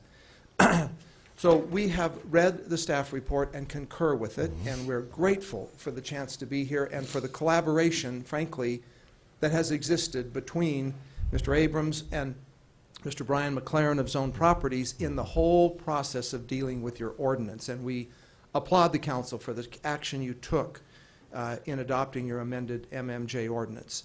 What's in front of you tonight is a phased protected development right plan. And it is phased because it contains 60 acres, roughly 53.8 or 58.3. So developing it all at once would be very difficult. I'm sure there's some questions in your mind, and I'd like to answer some of them and ask Brian to answer one very important one.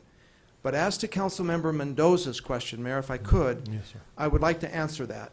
You're absolutely right. The plan does not require that every portion of every phase be completely developed before another phase could begin. It's kind of an estimation. It's an imprecise science. But what we can commit to, and if in your motion you feel it's appropriate, we can commit tonight to the hay and the vineyard areas and the solar portions of this plan all being done and completed before the second phase, or the second extension of the MMJ production begins. What's hard to predict, council member, is when will the residential begin. That is a difficult thing to do. So, but those other things we could commit. If you are inclined to approve this case tonight, and whoever makes that motion wants to include that as a condition of this case, you're certainly entitled to do that, that the hay, vineyard, and solar uses would precede the extension of the MMJ. We're sure you have several questions. Let me guess at some of them, and I would like to invite, first of all, Brian McLaren to take just a minute and talk about water. I think that's an important topic here in this wonderful town. And Brian, can you address that for just a minute, and then I'll take a couple of other questions that we think you have. Thanks, Ralph. Mayor, Council, my name is Brian McLaren. I'm a resident of Phoenix and work with Mr. Abrams on the real estate development side of the facility that's before you. So a huge part of my background is in sustainable development. And what that means is the balance of the economic, the environmental, and the social pieces of either a business development or a community development. So that was a big part of the background behind how we approached this phased development plan. It's very important for us as our approach in concept to this to think about mixed uses, not just a single use from any background, but to diversify those operations, especially as it relates to natural resources. So water, utilities, energy production and usage are all very important things, not only from the development of the property, but also from the tenant's use on the facility. So water specifically, we work with one of the leading sustainable architectural firms in the country. They're out of Chicago. You'll see one of their symbols, DAC Studios is the firm. In the top right is his logo. So we brought them into the development. We work with them at Zone Properties in all of our developments, but specifically for this, so that we can incorporate those renewable energy and water sustainability portions. I can pause or we can continue.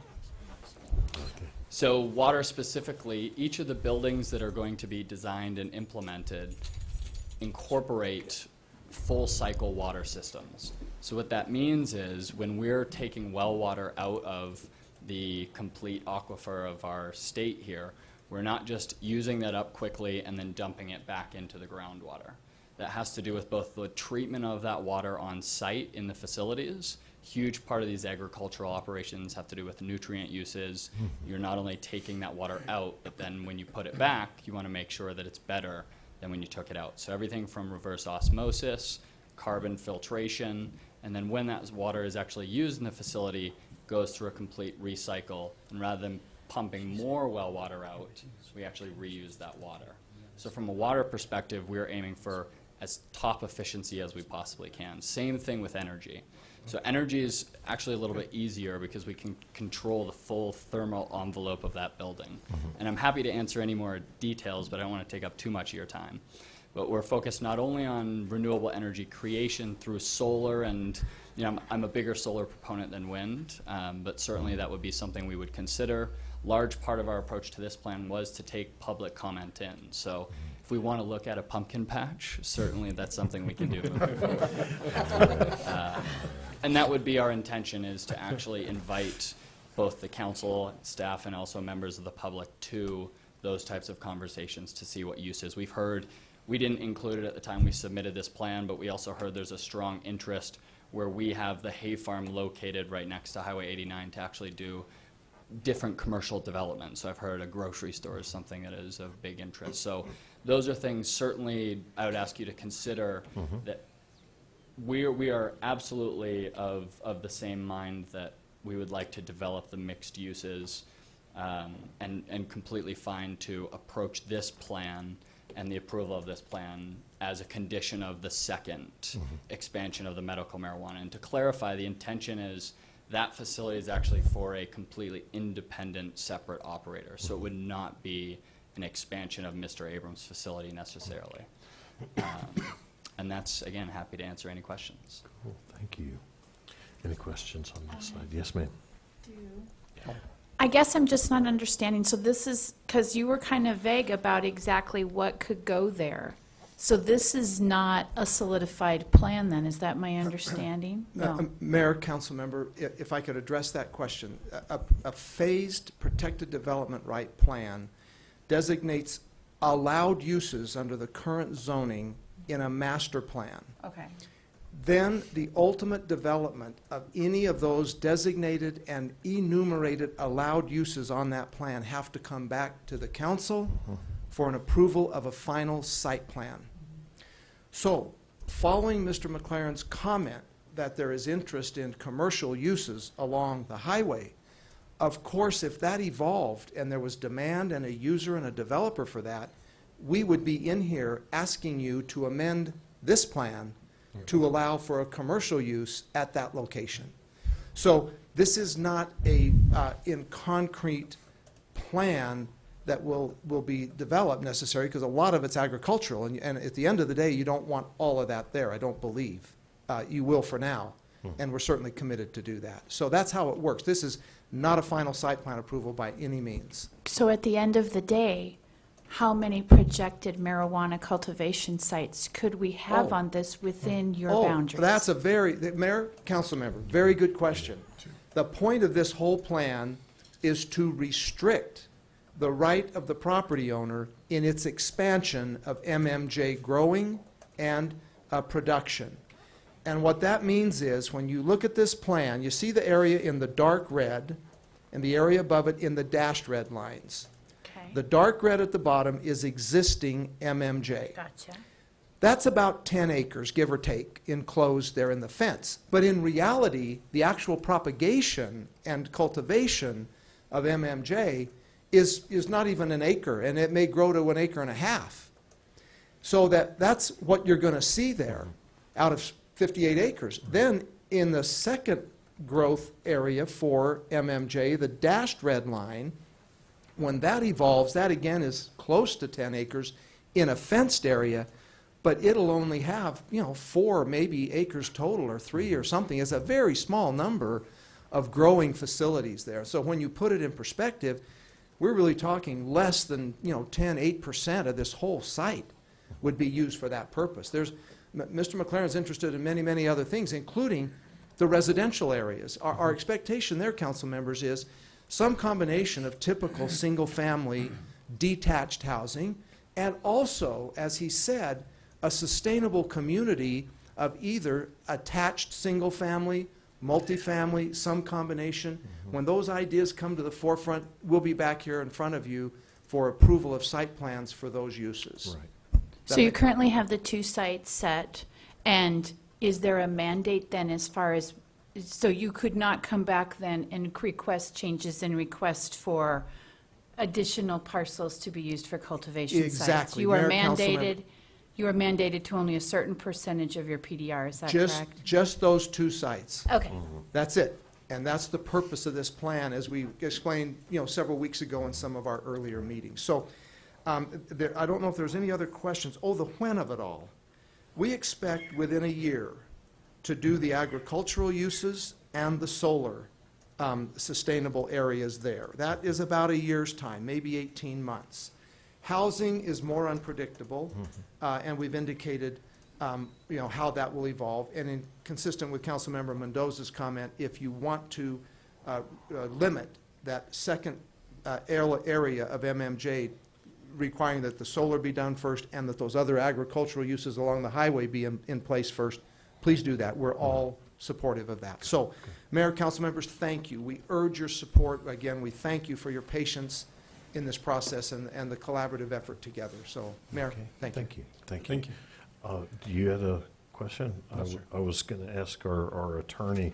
We're within our within our rights to have this as a part of the motion, that the hay, the vineyard, and the solar will be complete before the Phase 3 MMJ cultivation begins? Yes. Okay, I wanted to make sure we could do that, because thank you. That puts the council members' minds at ease, and hopefully our communities also. Any other questions? No. Discussion? No. Not other than to definitely reiterate what I'm saying. I don't want to see, and I think we're going to have more of these come in front of us here in the near future, that I don't want to agree to allow someone to come in and just get the money shot on those 2 items and then leave the other 30 acres just, hanging out there, You bet. So it kind of goes almost like the previous rezoning. I'm concerned about the appearance, especially on the highway, and hay fields would look great. So. ADWR will not be enchanted, but Can't make everybody happy. you can't make everybody happy, and aggravating ADWR is what we do. Did you have anything Anything further, else? Ms. Any other Mabry? questions? All right. No. I just wrote that down as far as part of the motion. Good thing you're not an artist. Okay. The chair would entertain a motion. Mr. Mayor, I make a motion to approve PDR Plan 16001 for the property located at 2144 North, Road 1 East, encompassing approximately 58.3 acres, and including the plan, the hay, vineyard, and solar will be complete before Phase 3 begins. Second. We have a motion and a second. All in favor, say aye. Aye. All opposed, same sign. Motion Thank you. carries. Thank you. All right, thank you. Thank you. Consideration and possible action to approve financial report for the 6 months ending December 31st, 2015. Mr. Duffy. Thank you, Mr. Mayor and Council. I know you were waiting for the best part of the meeting to start, so here it is. We've been holding our breath on this one. Actually, I'm bringing you a report halfway through our fiscal year, and I'm not gonna concentrate on all the big picture stuff like I usually do this time. I want to get to some of the smaller things that we really don't discuss a lot, and as we get closer to budget, I'd like to talk to those. But overall, there's been no big surprises, either up or down. I mean, we've had no revenue surprises and no real expense surprises, and which is a good thing. I mean, we're right on plan. We're exactly where we need to be. I'd love to come to you and say, hey, we had these huge sales tax increases. That would be a great thing, but I can't do that. But overall, our financial plan is right on track through the end of December. Just real quick, our revenues are up about 6% in the general fund. The purple bar in the middle is where we are compared to last year, and the $8 million is where we're targeted to go. Our general fund expenses are a little bit higher this year, but that still is right on budget, although we're only at 47% of what we planned. So if we keep up at this pace, and nothing major happens, I believe that we're going to probably be under budget, and that's sort of how we budget. Our HERF fund, we've had a really nice increase. The columns, the two bars on the left are for last fiscal year, and the two bars on the right are this fiscal year, the red being the revenue and the purple being the expense. We did have a nice little increase in HER funds, and that was budgeted from the state. And our expenses are up just a little bit more, and really that's because now we're making payments on the equipment that we lease purchase. That's the most contributing factor. We still have not spent the money for the chip seal program, which we'll have this spring, and we expect this department to be right on budget by the end of the year. The Water Enterprise Fund, again, last year and this year, left on right. Our revenues are actually up, and that's probably the only area that we have something to talk about. Our Parks Department had quite a few leaks in the ball fields this year, and we noticed it pretty early, and Chris got right out there and found it. However, what that does is it inflates the revenue on the water side and also the expense on the general fund side, so we moved money. But that's how we have to account for it. We did use the water, it did go through the meter, and so the general fund ended up paying. And we've had quite a few new homes, so it's not all that, but it is a major factor, probably, let me say 50% off the top of my head. However, expenses, as you can see, are way down over it, and it's just that general maintenance expense. Nothing major is broke so far in the water system compared to last year. The Sewer Enterprise Fund, their revenues are up slightly from up to 772 compared to 758 last year. We have now, and what's made up of that is our buy-in fees are actually down, but our user fees are up because, again, we've had more homes come onto the system, and a lot of the vacant homes now are paying for their sewer. So that, I think that's a very positive trend, and as the building continues to increase, then this will go up even higher. Now, expenses are up by about $200,000. We had planned on this, and in fact, we're going to be bringing you a report on exactly all the additional maintenance costs that we're incurring right now at the wastewater treatment plant, and we'll bring that at a separate meeting for you. And also with a plan of what else we're going to spend in the next 5 years, let's say. So we want to look forward. We are upgrading things and making things so the plant works more or functions more properly. So, and we'll have more detail later for that. The Capital Improvement Fund, it looks way out of whack. Of course, this is the 1% sales tax that comes over that we bring over, and we use that for debt service and capital projects. We also run any capital projects through, like if we want to spend road impact fees or the Yavapai draining funds or any large grant funds that are capital in nature and general fund in nature, we'll run them through the Capital Improvements Fund. The reason the expenses are way out of whack right now over the revenues is we hadn't, as of the end of December, received the reimbursement from the Yavapai Drainage District, about $650,000. We've received it all today. So that number really, if we'd received it in December, would have been $1,300,000 instead of $655,000. So, but the bottom line is, we're right on track of where we want to go. And actually, I anticipate us not spending where we are today, not spending all the capital money we've planned and completing all the projects we planned by the end of this fiscal year. But we'll have more details as we get into the budget. If this slide, these are the major revenues, and I believe they account for, they account for the majority of revenues of the town. And if any of these go awry, this is when we need to start worrying. But as you can see, everyone across the board, except for state shared income tax, which is the state dictating the reason that's down, is up just slightly year over year. I would love to see those increases a little bit higher. But these are just, they're ticking right along with how we budgeted, just slight increases of all of our major revenue sources.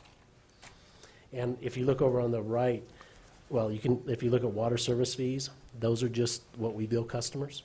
And the sewer service fees on the very right are just what we bill customers. Because you can see there's some really nice increases in activity without any rate increases affecting.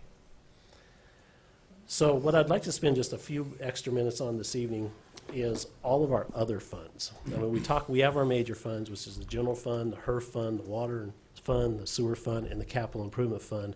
That's where the majority of the town's revenues are spent. And that's where we focus most of our time on our budget. But we have a lot of little funds. And those include the grant funds, which right now has 25 separate little grants within it. The special revenue fund for the court, the capital asset replacement, impact fee funds, our special revenue for the police, and the Chino Valley Street Lighting Improvement District. So I'd like to go into those just a little detail this evening. But the concept that's really most important about these funds is how we account for them. And the most important concept is we start the year with a balance in each account or each fund, and we receive money, we spend money, and we end the year. And instead of that money rolling up into the general fund's fund balance, it stays. So, for example, the senior center donations. We started this fiscal year with $5,365. So far, we've received a little over $4,000. We spent $5,600, and we have $3,760 left.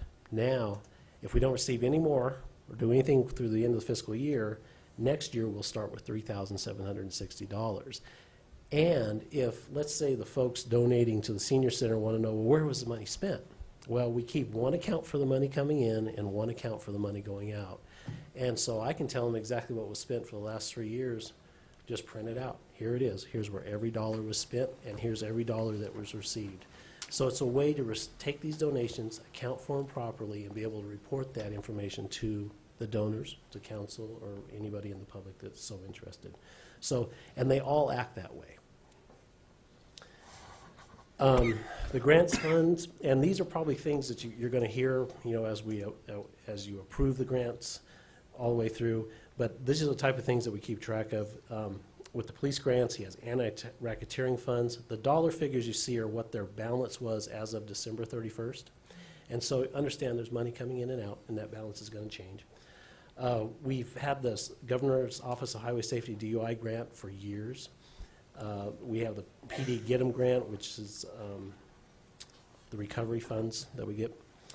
Volunteer donation, officer safety funds, that's actually used, those come from court surcharges. Community outreach, that does your night out and functions like that. Halloween, I know the police spends money there. We have a little left in those shooting range for law enforcement, and then of course canine donations, and that little canine donation pot does a lot. And they bought a lot of equipment, a lot of things through that. The animal control donations, you can see that amount has actually been growing every year, but of course they use it for equipment and supplies and all other things that go through it. And then intact dog fees are fees that they collect that have to be specifically used for animal control. So we put that in there. Senior Center has LTAF funds. They get their donations, library donations. The housing rehab grant, I have zero because everything's spent, but as you know, Ruth has that huge grant that comes in and out. It comes out of this account. And then, of course, we have $65,000 in amphitheater funds that we moved over last year, and that's just sitting there. So understand, and it'll just sit there until we come up with a plan to spend it and bring it to council for their approval. The Heritage Grant, this was an old Heritage Grant that was brought to the town, received years ago. We know it was for the park or park-related things, and so we're just recommending that we use it for a park-related expense, and I think they're going to use it for some design or something like that. The gun club has their revenues are coming in, so they'll go right back into the public shooting range, and of course, that's the balance left of the Arizona Game and Fish Grant for the public range. The special revenue fund for the court, this is really per town code. It comes from fines and surcharges from the court. And they've broken that fund into two separate categories. They have court improvement funds and court collection funds. And the improvement funds can use, they basically enhance the technology, operation, and security of the court. We're putting in new cameras after the last incident coming out of this fund. Court collections help them with the technology and all the other things they need to help with their collection process. And as you can see, at the very bottom is their fund balance. They started with $68,000 this year. If they spend everything they budgeted, they're going to end up with $48,000. Unfortunately, they usually don't, so we'll probably have about $60,000 at the end of the year. But as you can see, I keep those in separate little buckets within that little fund, and it just rolls over for the court. So, Capital Asset Replacement Fund. Now, this is not the Capital Asset Improvement Fund that we fund with sales tax. This is a separate fund set up by town code or town policy. It says that any one-time revenues that we receive, we put in here, and we can use them to purchase non-recurrent items like capital goods.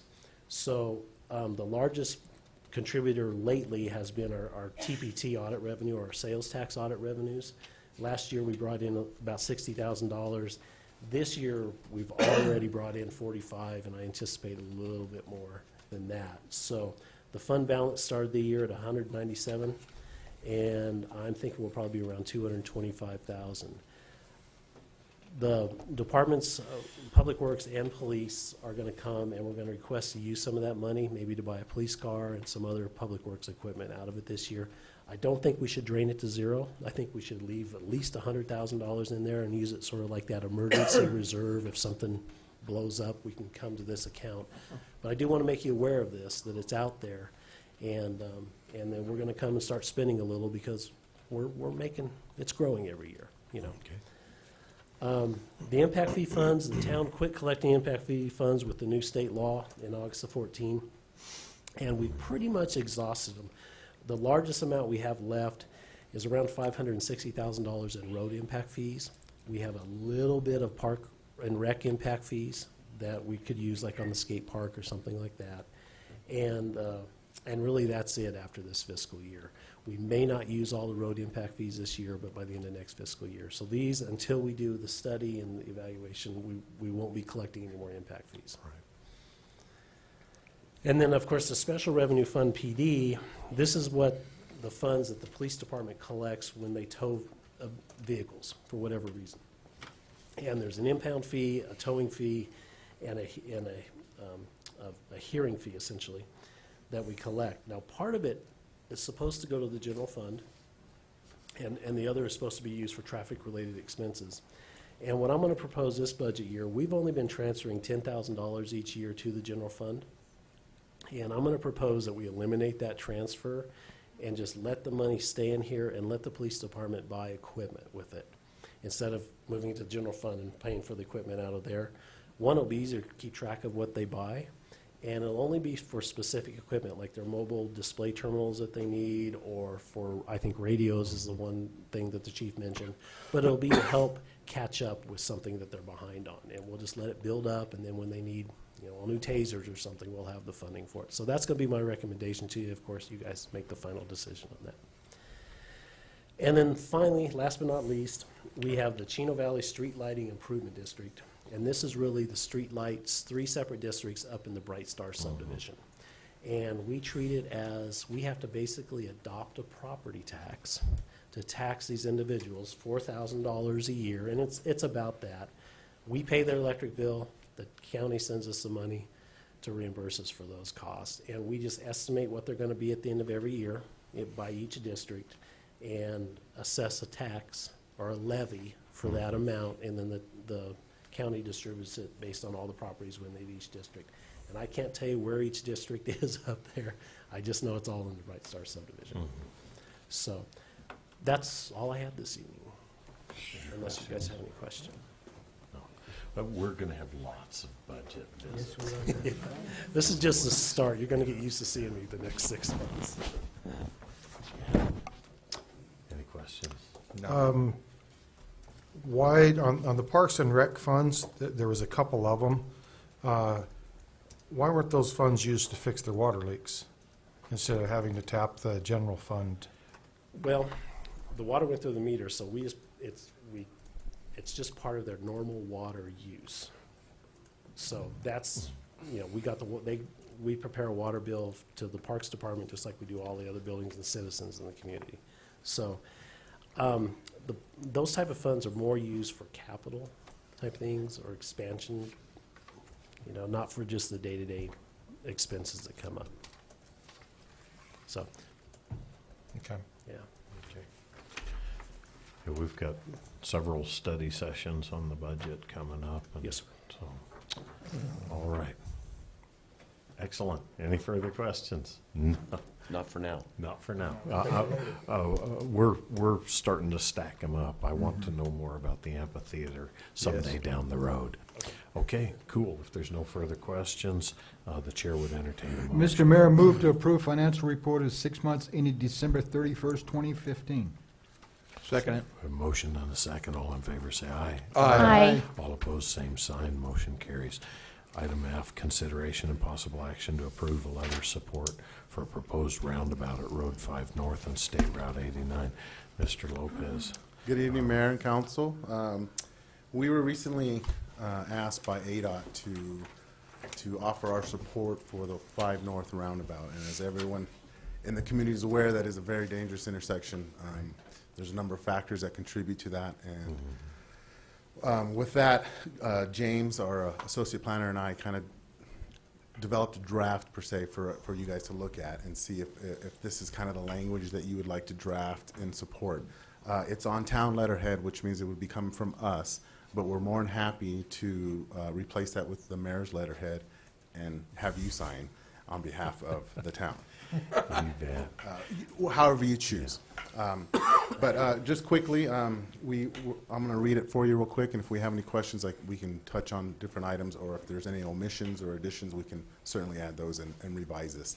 All that I ask is that we get something resolved tonight so that I can present this to ADOT by the end of the week.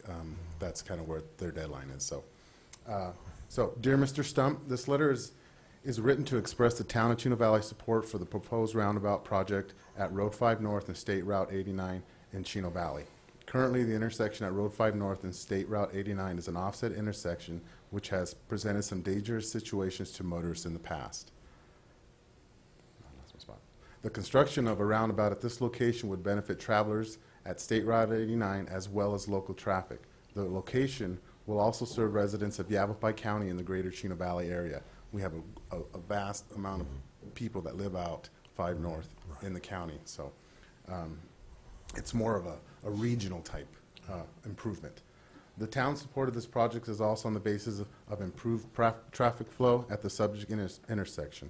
Currently, a left turn from Road 5 North onto State Route 89 is challenging, and with adjacent zoning classifications of multifamily residential, MR1, and commercial light, CL, a roundabout improvement in this area would also serve for future growth for the foreseeable future. So we've taken some thought. Like I said, we've worked with the planning department and the development services to kind of figure out how to best word this. But if there's any additions or omissions, we'd be happy to entertain them and revise this before we send it in. Any additions? Yes, sir. Now, I have a question. You talked to Mr. Stump. Is this on their 5-year plan, or when is it project? It's not even on the plan anywhere? No. Where we're at, the funding source for this is on their minor district projects. Yeah. And a few years back, the state removed the authority of the local Prescott district to award these minor projects. So now it's a competitive-based process. Yeah. So what we're trying to do here, Mr. Croft, is to provide support for ADOT to present this as a minor district project. The funding will not cover the full construction, but if we can move forward, we can then prompt design, and then we can have something in the queue ready to go. So when they say, okay, what do we guys have available that we can, with our limited funds, we can pull this off the shelf and say, hey, we have the 5 North roundabout. It makes sense. That's a very dangerous. It is, and it's very well noted by the state of the fatalities that have occurred at this intersection. I'm going to say we had at least one fatality out there. And it all just comes down to funding, finding the funds in order to make this happen. Also, I may mention that this is the entrance to our community from the north as well, so it would be a great complement to our roundabout at the south side of town. Maybe some javelina. No. The mayor he's there. So, the statue of our vice mayor. There you go. So, with that, any other questions? The mayor on his motorcycle going around. I was going to say, I'm going for steel horses on that side of town. All right. I think it would be somewhat ironic to have the mayor who hates roundabouts have this on the mayor's letterhead, but if they vote that way, they vote that way. Yes, sir. I have one question. When we do a design, are we going to go make it the high speed like Perkinsville, or will we just do a regular roundabout like we have down in 4 South? It'll be a similar one to 4 South. The main objective of the roundabouts through town is to move the large vehicles, our trucks. You've got Drake North, you got Prescott to the south, and any local trucks that come through. So the roundabout that's designed in Chino Valley has set a precedence for future roundabouts. We had a unique design, and I believe Mr. Gritman has presented this in the past. We have a unique design that was done at 4 South that has pretty much set the precedence for all future roundabouts where we have heavy truck traffic flow to allow for dual movement of trucks and vehicles. The original roundabout design did allow for dual movement, but the trucks would have to use just the center lane and the apron that was provided for them. With this new design, we're not seeing that. Trucks can use either lane and also get moved through safely with passenger vehicles. Thank you. Thank you. Any further questions? Do you guys want it on the mayor's letterhead or the town letterhead? Well, I think it should be on the mayor's letterhead myself. I somehow knew that was coming. All right, the chair will entertain a motion. I make a motion to approve the letter of support for the proposed Road 5 South North roundabout for the mayor's signature. Excuse me, Second. he said Road 5 South. Road 5 North? There you Yeah. go. Well, I was Sorry. thinking south because Because we have such a beautiful roundabout down there. when your mind drifts. when Yeah, I know, it's late in the evening. It is. All right. We have a motion and we have a second, correct? Second. Okay, all in favor say aye. Aye. All opposed, same sign, motion carries. Thank you. All right, thank you, the chair. Executive session, council may vote to recess a regular meeting, hold an executive session, which will not be open to the public for the following purposes. We have no executive session, we have no action items resumed. The chair would entertain a motion. to I make a adjourn. motion, we adjourn, sir. Okay. Second. Second, all in favor say aye. Aye. All opposed, same sign. Motion carries. Meeting's adjourned. Mr. Lopez, did you need me to just sign what you had on that letter? Pardon me?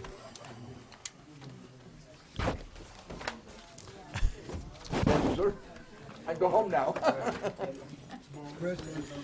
Pardon me?